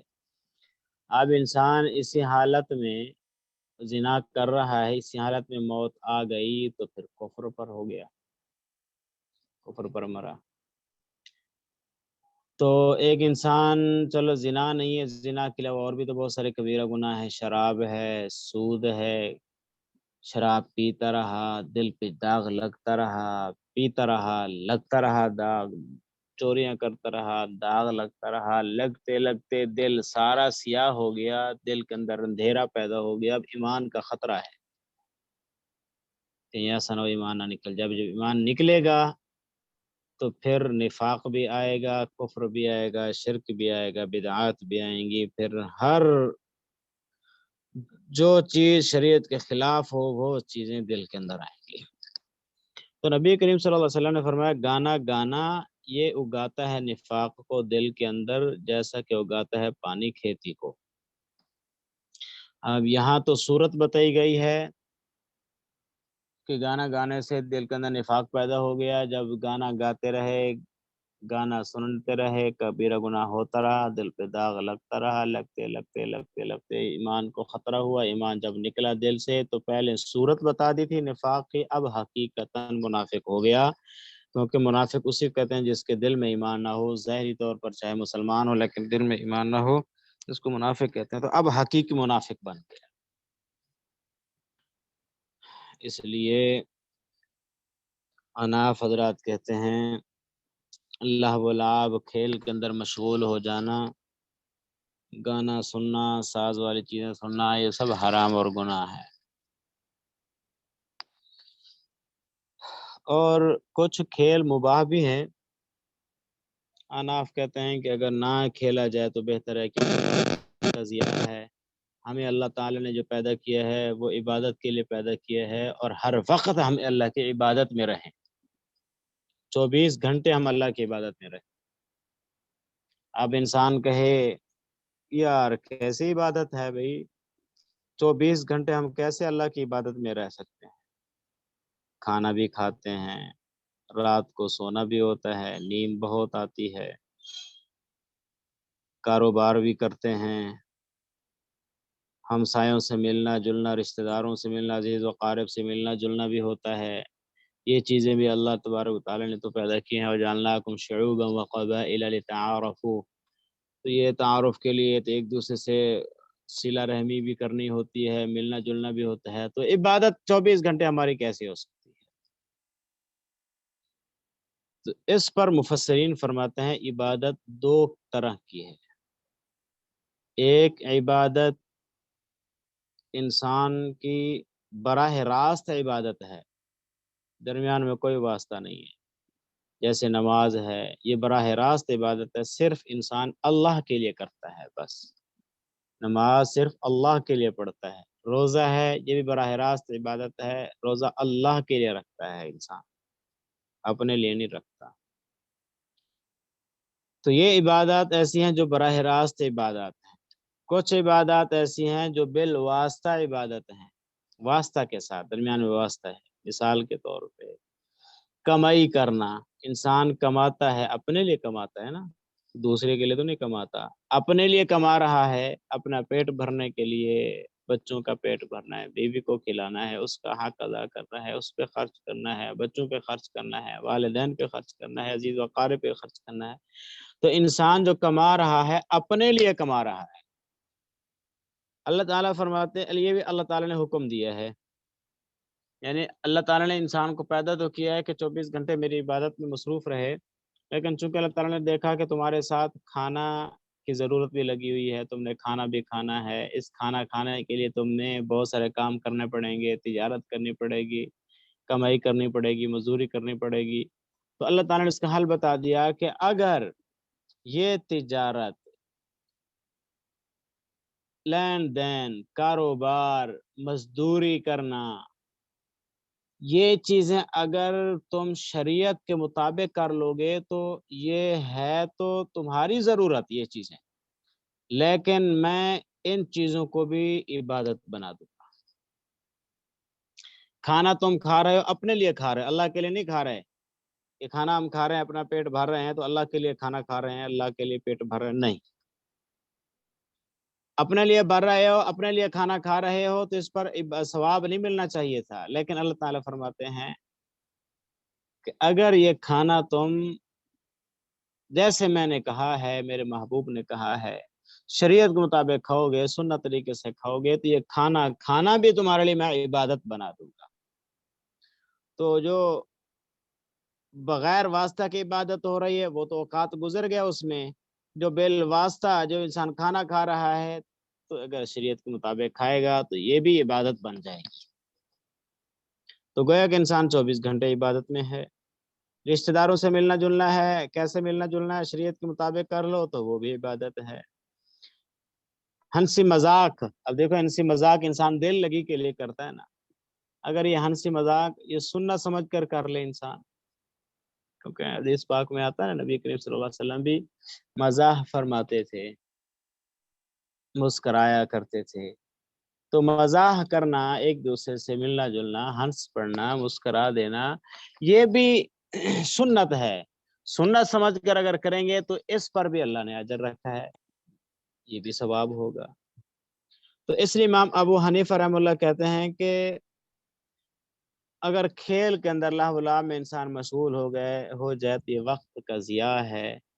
جس کا اللہ نے حکم دیا تھا کہ عبادت میں گزارو، وہ وقت ہم فضول گزار رہے ہیں، اس لیے نہ کھیلا جائے تو بہتر ہے. کچھ کھیل مباح بھی ہیں، کوئی حرج نہیں ہے، کھیل سکتا ہے انسان. تو بات یہ کر رہا تھا، بات کہیں اور طرف چلی گئی. الغناء ينبت النفاق في القلب، کہ گانا یہ اگاتا ہے نفاق کو دل کے اندر جیسا کہ اگاتا ہے پانی کھیتی کو. تو اس لیے ہمیں گانا سننے سے دور رہنا چاہیے، پرہیز کرنا چاہیے، گانا گانے والوں کے پاس بھی نہیں بیٹھنا چاہیے. تو جس طریقے سے مسلمانوں کا زوال قرآن سے دوری ہے، انسان مسلمان قرآن سے دور ہو گیا ہے، قرآن کی تلاوت نہیں کرتا، اسی طرح مسلمانوں پر ایک زوال یہ بھی ہے کہ مسلمان گانے میں، گانا سننے میں مصروف ہو گئے، تلاوت چھوٹ گئی، ذکر اذکار چھوٹ گیا، یہ چیزیں چھوٹ گئیں جس کا اللہ نے حکم دے دیا تھا، اور وہ چیزیں ہم نے اپنا لی جو شیطان نے ہمارے لیے مزین کر کے پیش کی. تو جس کی وجہ سے مسلمان یہ امت پستی کے اندر چلی جا رہی ہے. آج اگر قرآن کو اپنا لیں، یہ وہی قرآن ہے جو حضور کے دور میں تھا، جو صحابہ کرام کے دور میں تھا. پڑھتے تھے کہ تو آنکھوں سے آنسو آ جاتے تھے، پڑھتے تھے، اللہ سے جو بھی مانگتے تھے اللہ دیتا تھا، قرآن پڑھتے تھے، دم کرتے تھے، شفا یاب ہو جاتے تھا، بیمار بھی شفا یاب ہو جاتے تھے۔ یہ وہی قرآن ہے، اثر بھی ویسا ہی ہے، بس ہاتھ بدلے ہیں۔ پہلے صحابہ کے ہاتھ میں تھا، اب ہمارے ہاتھوں میں قرآن ہے، تاثیر وہی رکھتا ہے، بس یہ ہے کہ ہم قرآن کو چھوڑ بیٹھے اور جو چیزیں شیطان کی ہیں وہ چیزیں ہم نے اپنا لی، جس کی وجہ سے پستی کے اندر چلے گئے۔ اس لیے ہمیں پرہیز کرنا چاہیے ان چیزوں سے۔ اللہ تعالی ہم سب کو عمل کی توفیق دے۔ آمین۔ تو یہ بھی حدیث پاک آ جائے گی آپ کو ترجمہ اس کا؟ جی استاد جی۔ آگے دیکھو اگلی حدیث جو بھی میں نے آپ کو بتائی ہے کہ تجارت کرنے والے۔ اچھا استاد جی، اس کا آپ نے لفظی ترجمہ بتایا، گانا اگاتا ہے نفاق کو دل کے اندر، جیسا کہ اگاتا ہے پانی کھیتی کو۔ اس کا جی مفہوم جو ترجمہ ہوگا وہ کیسے ہوگا؟ مفہوم ترجمہ یہ ہے کہ گانا دل کے اندر نفاق کو پیدا کرتا ہے، بس گانا گانے سے انسان کے دل میں منافقت پیدا ہوتی ہے، سمجھ آئیے؟ جی پھر ٹھیک ہے۔ منافقت کیسے پیدا ہوتی ہے وہ آپ نے آگے بتانا ہے کہ گانا یہ گناہ کبیرہ ہے۔ جب گناہ کبیرہ انسان کر لے تو دل پہ داغ لگ جاتا ہے، توبہ نہیں کی پھر دوسرا گناہ کر لیا، پھر دوسرا داغ لگ گیا، بار بار گناہ کرتا رہا، دل سیاہ ہو گیا۔ جب دل سیاہ ہو گیا تو پھر ایمان کے نکلنے کا خطرہ ہوتا ہے کہ ایمان نکل نہ جائے۔ جیسے ایمان نکلے گا تو انسان منافق، حقیقی منافق بن گیا۔ پہلے تو صورتاً منافق تھا، اب حقیقی منافق بن گیا۔ حقیقی منافق کس کو کہتے ہیں؟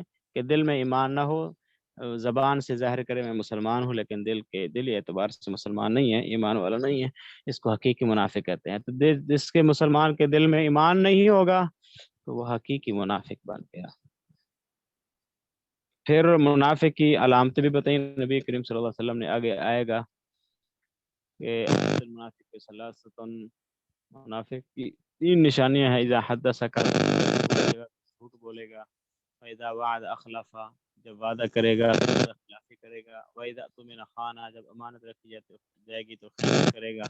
آج اب آپ دیکھ لیجئے کہ ہمارے اندر یہ چیزیں موجود ہیں، جب بھی کوئی بات کر رہے ہیں جھوٹ بول دیتے ہیں، اسی طرح وعدہ کرتے ہیں تو وعدہ خلاف ہوتی ہے، اسی طرح امانت کوئی رکھ دیتا ہے تو اس کے اندر خیانت ہو جاتی ہے۔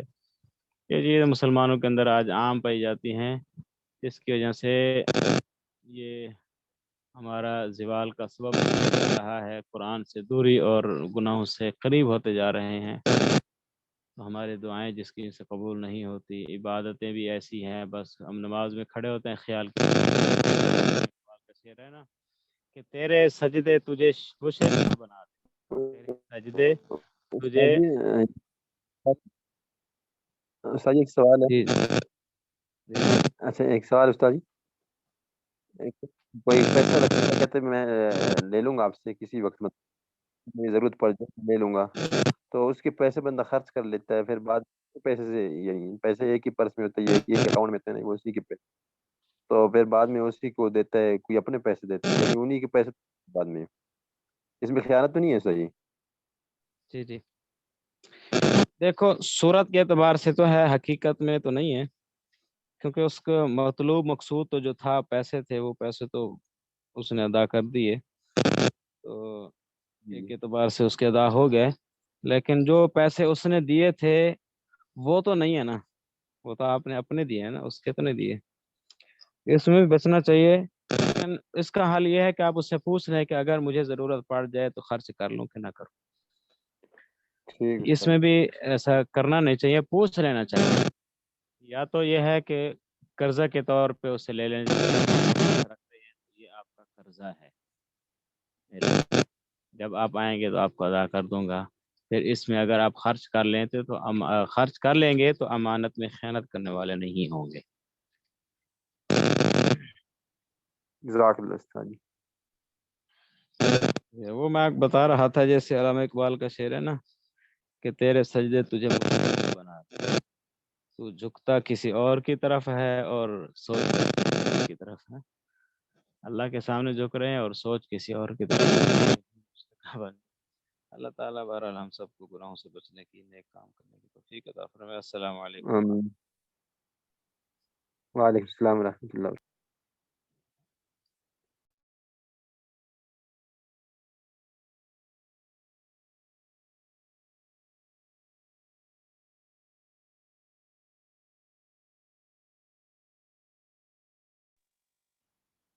کسی بھائی کا میسج آئے ہوئے، کل پھر انشاءاللہ اس کا جواب دیں گے، میں نے ابھی دیکھا نہیں تھا پہلے۔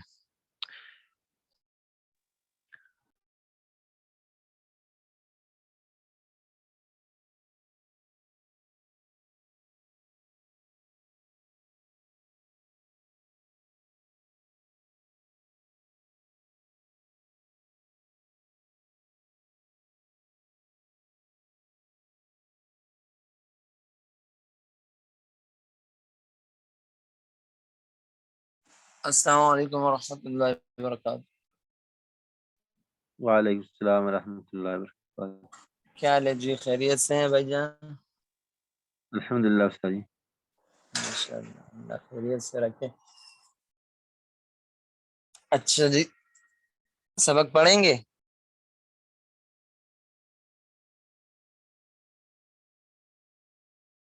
ہاں جی،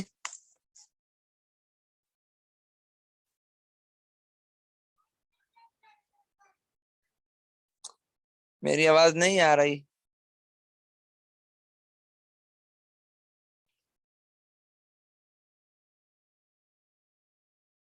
جان میری آواز نہیں آ رہی آپ لوگوں کو؟ آ رہی ہے ڈاکٹر صاحب، آ رہی ہے۔ آپ جواب نہیں دیتے، کیا مسئلہ ہے؟ آ رہی ہے استاد جی، آواز آ رہی ہے۔ میں کہہ رہا ہوں آپ جواب نہیں دیتے سبق میں۔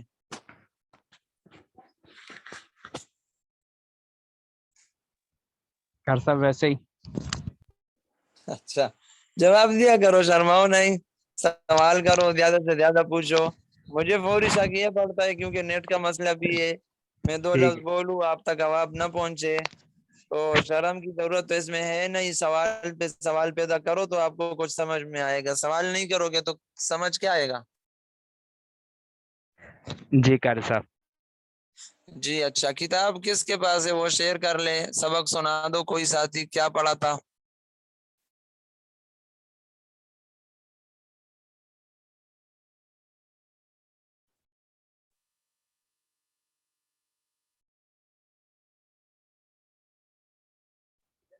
ڈاکٹر صاحب ہفتے والے دن پڑھا نہیں تھا، بس سنایا تھا، آپ نے پڑھایا بھی نہیں تھا، اس کے بعد وہ بیان ہو گیا تھا نا، دعا وغیرہ۔ اچھا، آج کیا پڑھیں گے؟ جو لم کے بارے میں پڑھ لیا تھا اور لن کے بارے میں پڑھ لیا تھا وہ آپ کو پوری طرح کلیئر ہو گئی ہے بات؟ جی ڈاکٹر صاحب کلیئر ہو گئی۔ اچھا، کتاب کے اندر آگے کیا لکھا ہوا ہے؟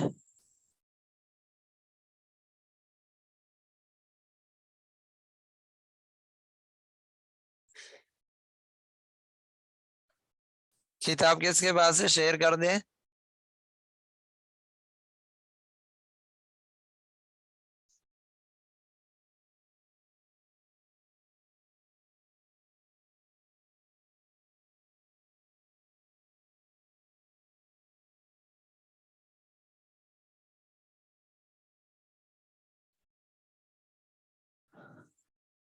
کوئی ساتھی مولانا ابراہیم صاحب کو میسج کر دے تاکہ کتاب شیئر کر دے۔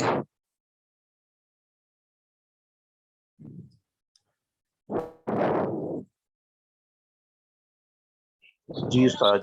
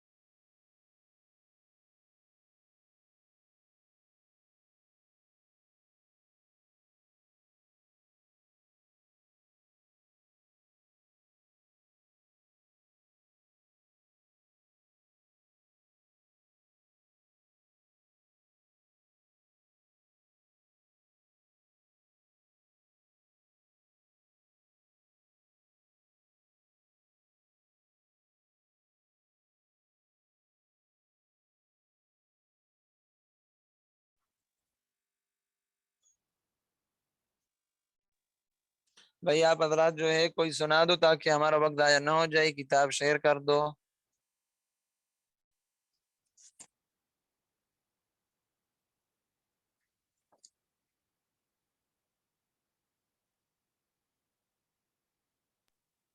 قاری صاحب نفی کی تاکید بالان و نفی جد بالم کی گرد جی جی جی قاری صاحب میں سناتا ہوں۔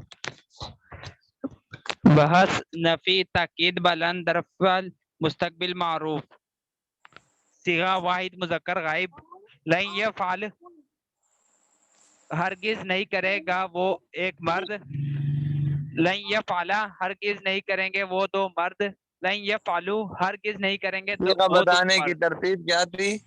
لن یفعل ہرگز نہیں کرے گا وہ ایک مرد، زمانہ آئندہ میں، زمانہ آئندہ میں، صیغہ واحد مذکر غائب، بحث نفی تاکید بلند در فعل مستقبل معروف۔ یہ پوری بحث آپ نے بتایا۔ جی قاری صاحب۔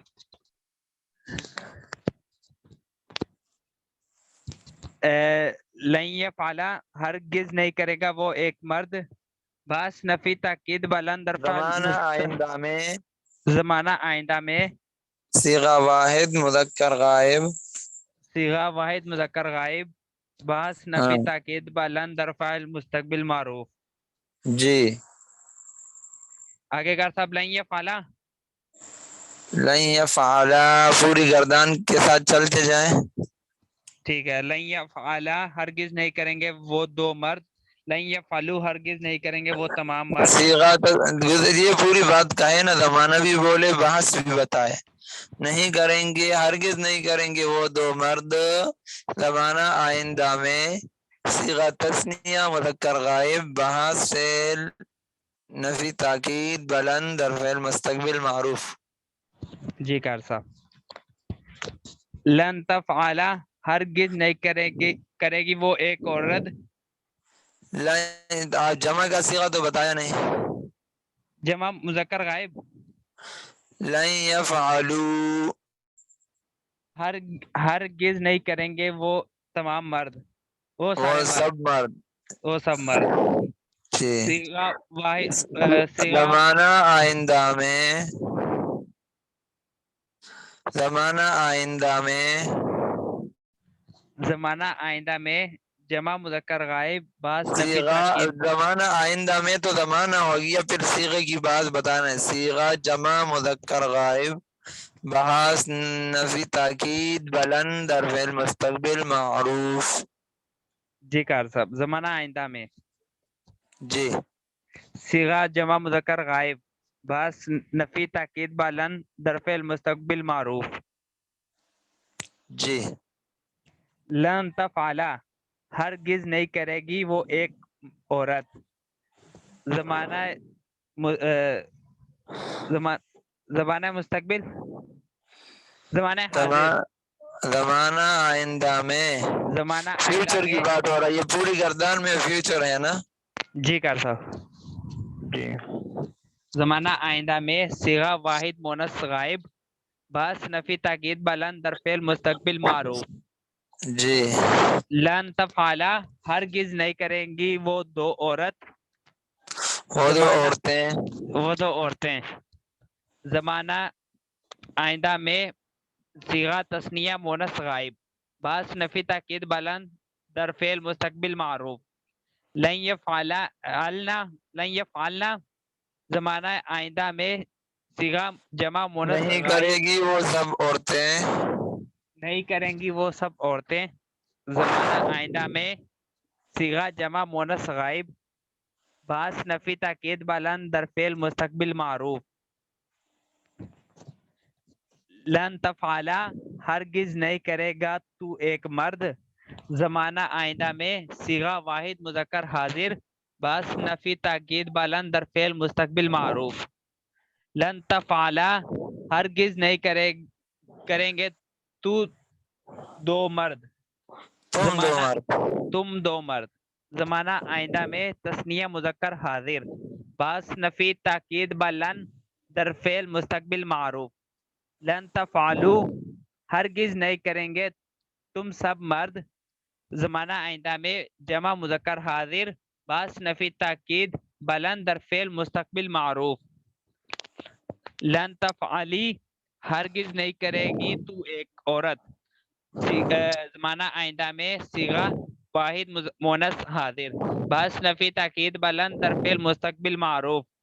لن تفعلا ہرگز نہیں کرے گی تم دو عورتیں. زمانہ آئندہ میں صیغہ تثنیہ مونث حاضر باس نفی تاکید بلند در فعل مستقبل. لن تفعلنا ہرگز نہیں کریں گی تم سب عورتیں.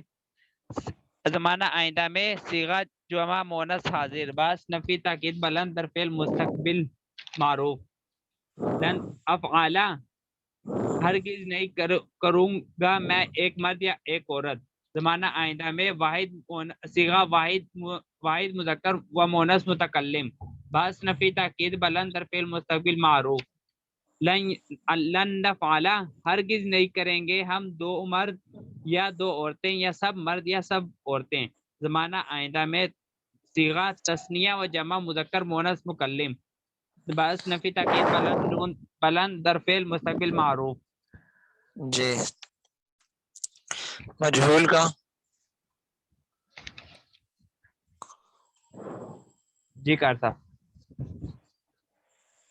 لن یفعلا ہرگز نہیں کیا جائے گا. مجہول میں مضارع کی علامت مرفوع ہوتی ہے.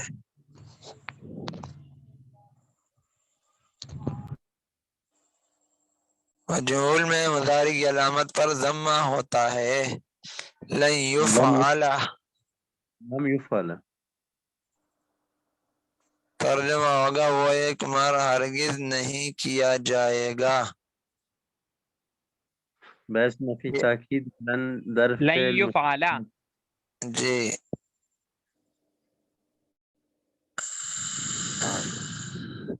جی وہ ایک مر ہرگز نہیں کیا جائے گا.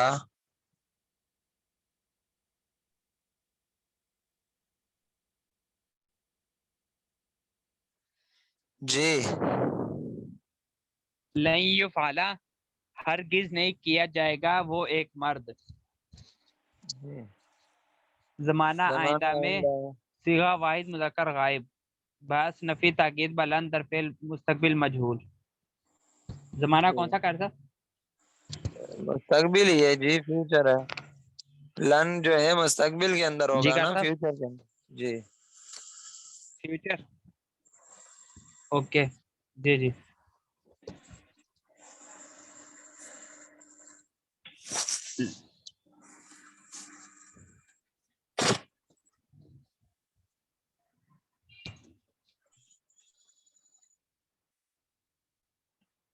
جی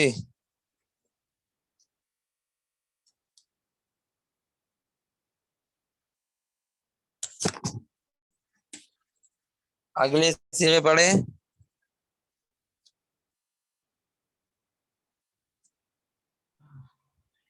لن یفعلا ہرگز نہیں کیا جائے گا وہ دو مرد.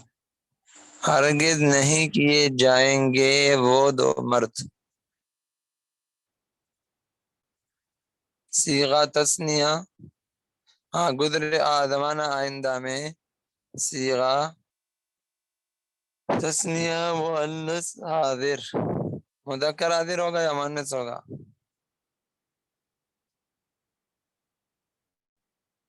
کون سا صیغہ پڑھیں گے؟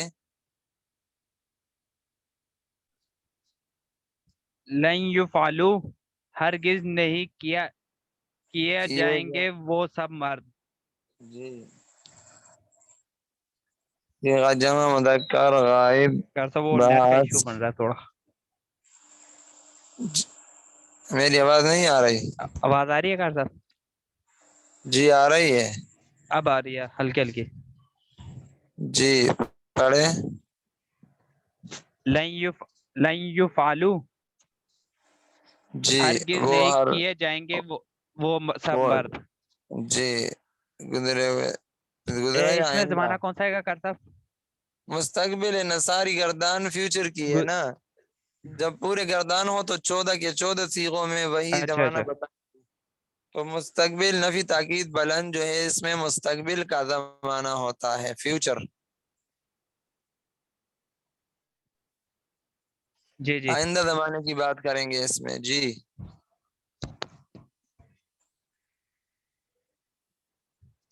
آئندہ زمانے میں جمع مذکر غائب، بعض نفی تاکید بلند، در فعل مستقبل مجہول.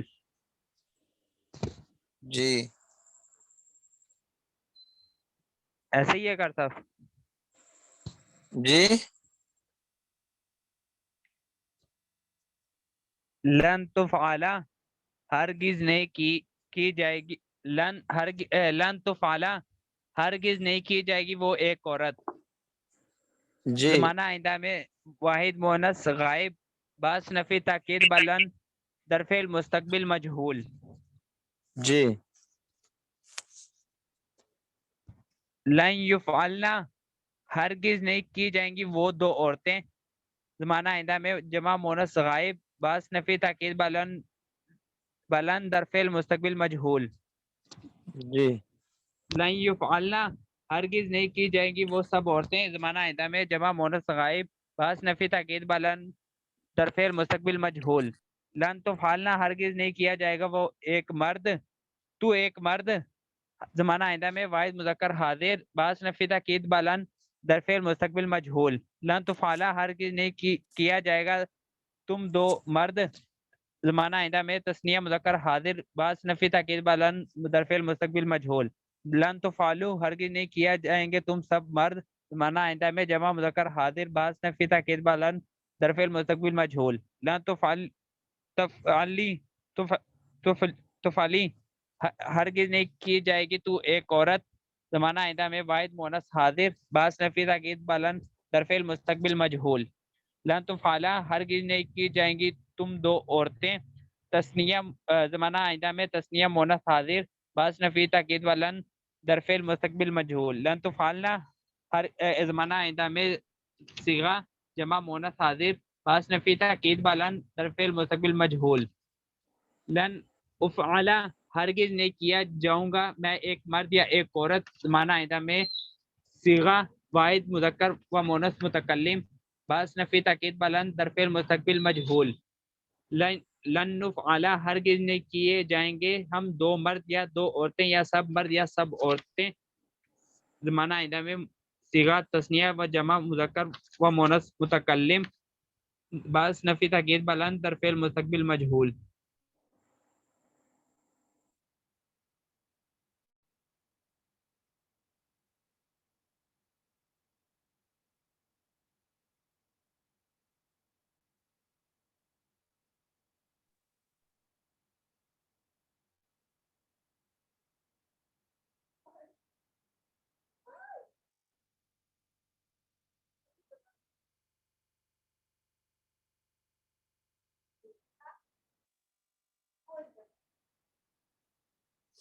جی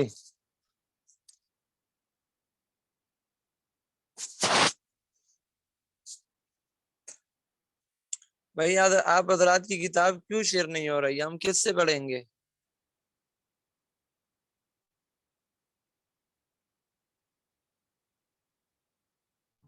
کرتا ہو سکتا ہے سب کے پاس بک کو اپنے ہاتھ میں.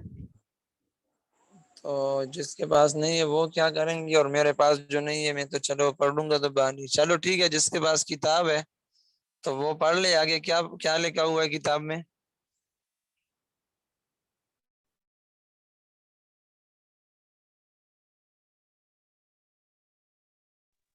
لام تاکید بنون کی تاکید کی گردان پڑھیں گے کرتا. اچھا، تو کل میں نے آپ کو کچھ رب سمجھایا ہے آگے سبق کا، میں پھر سے ریپیٹ کر لیتا ہوں مختصر سا. مضارع کی 4 گردانیں جب ہم نے پڑھ لی ہے تو اس کے یہ جو اگلی ہم 2 گردانیں ہم پڑھ رہے، ایک ہم نے نفی جہت بنا دی،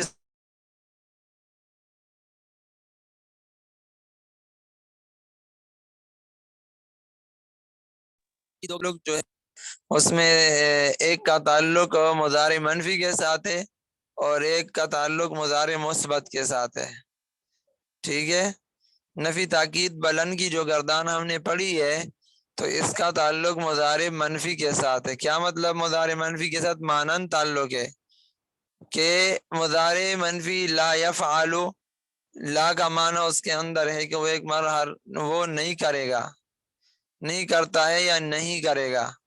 اور مستقبل والا جو لفظ ہے اس میں ہرگز نہیں کرے گا، نہیں کرنے کی بات ہے لیکن ایک کا معنی نہیں کرتا ہے یا نہیں کرے گا، اور ایک ہرگز نہیں کرے گا، کلام کے اندر تاکید پیدا کرنے. تو مضارع کی جو دو منفی کی گردانیں تھی، نفی کی منفی معروف اور منفی مجہول، یہ دو گردانیں ہیں، اس کے اندر تاکید پیدا کرنے کے لیے نفی تاکید بلند بنا دیا. ٹھیک ہے. اب رہ گئی تھی مثبت کی دو گردانیں، یفعل اور یفعل والی گردان. اب یفعل کا معنی تھا وہ ایک مر کرتا ہے یا کرے گا، اور مجہول کا معنی یفعل وہ ایک مر کیا جاتا ہے یا کیا جائے گا. اب یہ نارمل معنی ہے، اس کے اندر تاکید بنانے کے لیے عربی زبان میں لام تاکید اور نون تاکید استعمال ہوتے ہیں. لام جو ہے صیغہ کے شروع میں آتا ہے اور نون جو ہے صیغے کے آخر میں آتا ہے. ٹھیک ہے. اب وہ گردان جو ہے جب بن جائے اور اس کو پڑھیں گے تو اس کا معنی ہوگا البتہ ضرور بضرور وہ ایک مرد کرے گا. زمانہ آئندہ میں صیغہ واحد مذکر حاضر باس لام تاکید بانون تاکید ثقیلہ ظرف مستقبل معروف. ثقیلہ بھی ہے خفیفہ بھی ہے، وہ تفصیل سمجھاؤں گا. اب کتاب ہوتی تو تھوڑا سا آسان ہوگا، اسکرین پہ کتاب نہیں ہے. آپ حضرات پڑھ لو کتاب میں کیا لکھا ہوا ہے. جی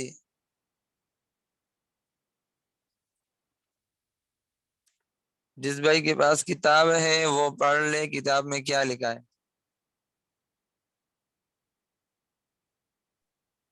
لم یفعل،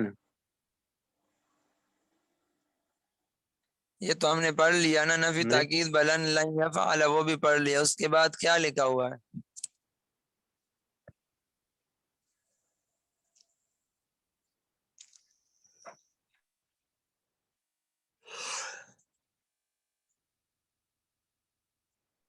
لیفعلنا، ضرور ضرور کرے گا وہ ایک مرد.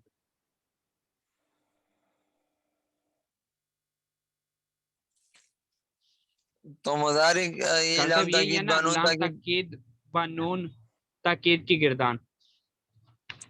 تو بنانے کا طریقہ گردان کے بعد لکھا ہوا ہے وہ پہلے پڑھو. اچھا چلے گردان پہلے پڑھے جب انہوں نے لکھا ہے تو. لیفعلنا، پڑھے. ضرور ضرور کرے گا وہ ایک مرد. صیغہ لیفعلن واحد نہیں ہے مذکر غائب. کہتے ہیں اس غلط میں پڑھ وہ رہے مستقبل غلط. ہی آئے گا نا. مستقبل آئے گا گردان پڑھنے کو دیکھو. لیفعلنا، ہاں یہ ہے لیفعلن لیفعلن لیفعلن، یہ نون مشدد ہے سب جگہوں میں، تو اس کو اسی طرح مشدد پڑھنا ہے. لیفعلن لیفعلن لیفعلن لتفعلن لتفعلن لیفعلنان بیا لتفعلن لتفعلن لتفعلن لتفعلن لتفعلن لتفعلن لأفعلن لنفعلن. تو یہ لام تاکید بانون تاکید ثقیلہ کی گردان ہے. ٹھیک ہے. اب مجہول بھی مضارع مجہول کی طرح لیفعلن لیفعلن لیفعلن اس ترتیب پر گردان ہوگی. ٹھیک ہے.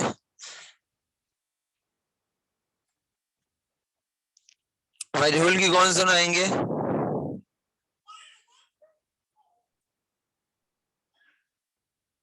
میں سنا کر سے جی سنائیں.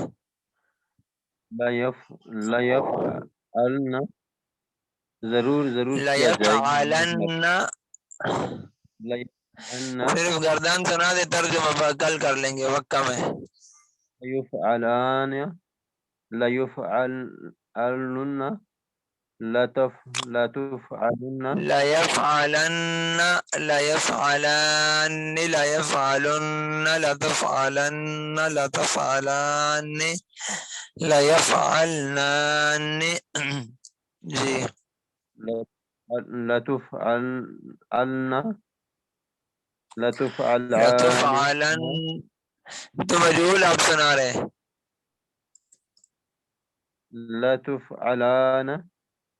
لتفعلن علن یہ معروف سنا ہے معروف اچھا جی ليفعلن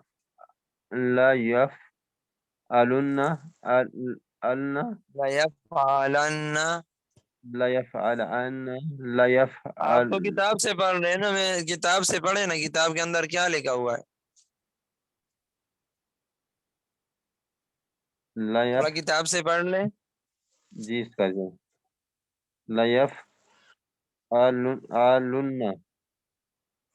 ليفعلن يفعلن آپ نے میرے خیال سے خفیفہ کی گردان نکالی ہے وہاں پر لیفعلن لیفعلن لتفعلن لتفعلن لتفعلن لتفعلن لافعلن لنفعلن وہ ساکن ہے یہ مشدد کی بات ہو رہی ہے نون مشدد نون ثقیلہ کی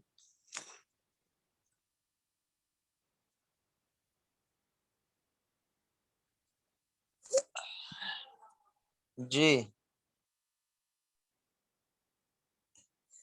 چلو انشاءاللہ اس کی یہ حضرات ایسے ہو جائے کہ آپ تھوڑا سا اس کو کتاب کے اندر پڑھ لیں اور پچھلے سبق کی ریویژن بھی کریں کل آتے ہی مہربانی فرما کر میں کتنی دنوں سے بار بار کہہ رہا ہوں جس بھائی کو ہوسٹ بنایا گیا ہے وہ جلدی سے کتاب شیئر کرے 1 منٹ پہلے اگر نہیں ہو سکتا تو ادارے کی طرف آپ ان کو عرض کر دیں کہ وہ اپنی خود کتاب شیئر کر دے تو پھر جو ہے ہمیں آسانی ہو جائے گی اب یہ سبق کا وقت ہو گیا کتاب شیئر نہیں ہو گئی کہ سبق کا وقت یہ 30 ہو گئے 11:30 کتاب ابھی تک شیئر نہیں ہوئی ہے تو کتاب کی ضرورت ہے کسی بھائی کے پاس نہ ہو تو چلو وہ اسکرین میں سفر میں ہے کلینک میں بیٹھا ہوا ہے آگے پیچھے جہاں پر ہے تو کاغذ والی کتاب تو برکت والی ہے اس سے پڑھے تو جدھر بھی بیٹھے ہو لیکن جس کے پاس نہیں ہے اس کے لیے تو مسئلہ ہے اب میں کتاب کی ترتیب سے آپ کو پڑھاؤں تو وہ اچھا رہے گا نا مصنف نے کیا لکھا ہے میں کس انداز سے پڑھا رہا ہوں زبانی تو یاد ہے قاعدہ بھی یاد ہے سب کچھ یاد ہوگا لیکن کتاب کی ترتیب پر چلنا چاہیے تو کل جو ہے انشاءاللہ آتے ہی کتاب شیئر کرنے کا ابھی میسج کریں کہ اب ہمارے وقت پر کتاب شیئر ہو جائے یا جس کو ہوسٹ بنائے وہ وقت پہ کرے نہیں ہو سکتا تو پھر آپ ذمہ نہ لیں تاکہ وہ ادھر سے وقت پہ شیئر ہو جائے اور ہم وقت پہ سبق پڑھ سکے ٹھیک ہے انشاءاللہ ٹھیک ہے انشاءاللہ ٹھیک ہے انشاءاللہ اپنا خیال رکھیں دعاؤں میں ہمیں بھی یاد رکھیں زندگی رہی ملاقات ہو جائے گی انشاءاللہ کل السلام علیکم ورحمۃ اللہ وبرکاتہ السلام علیکم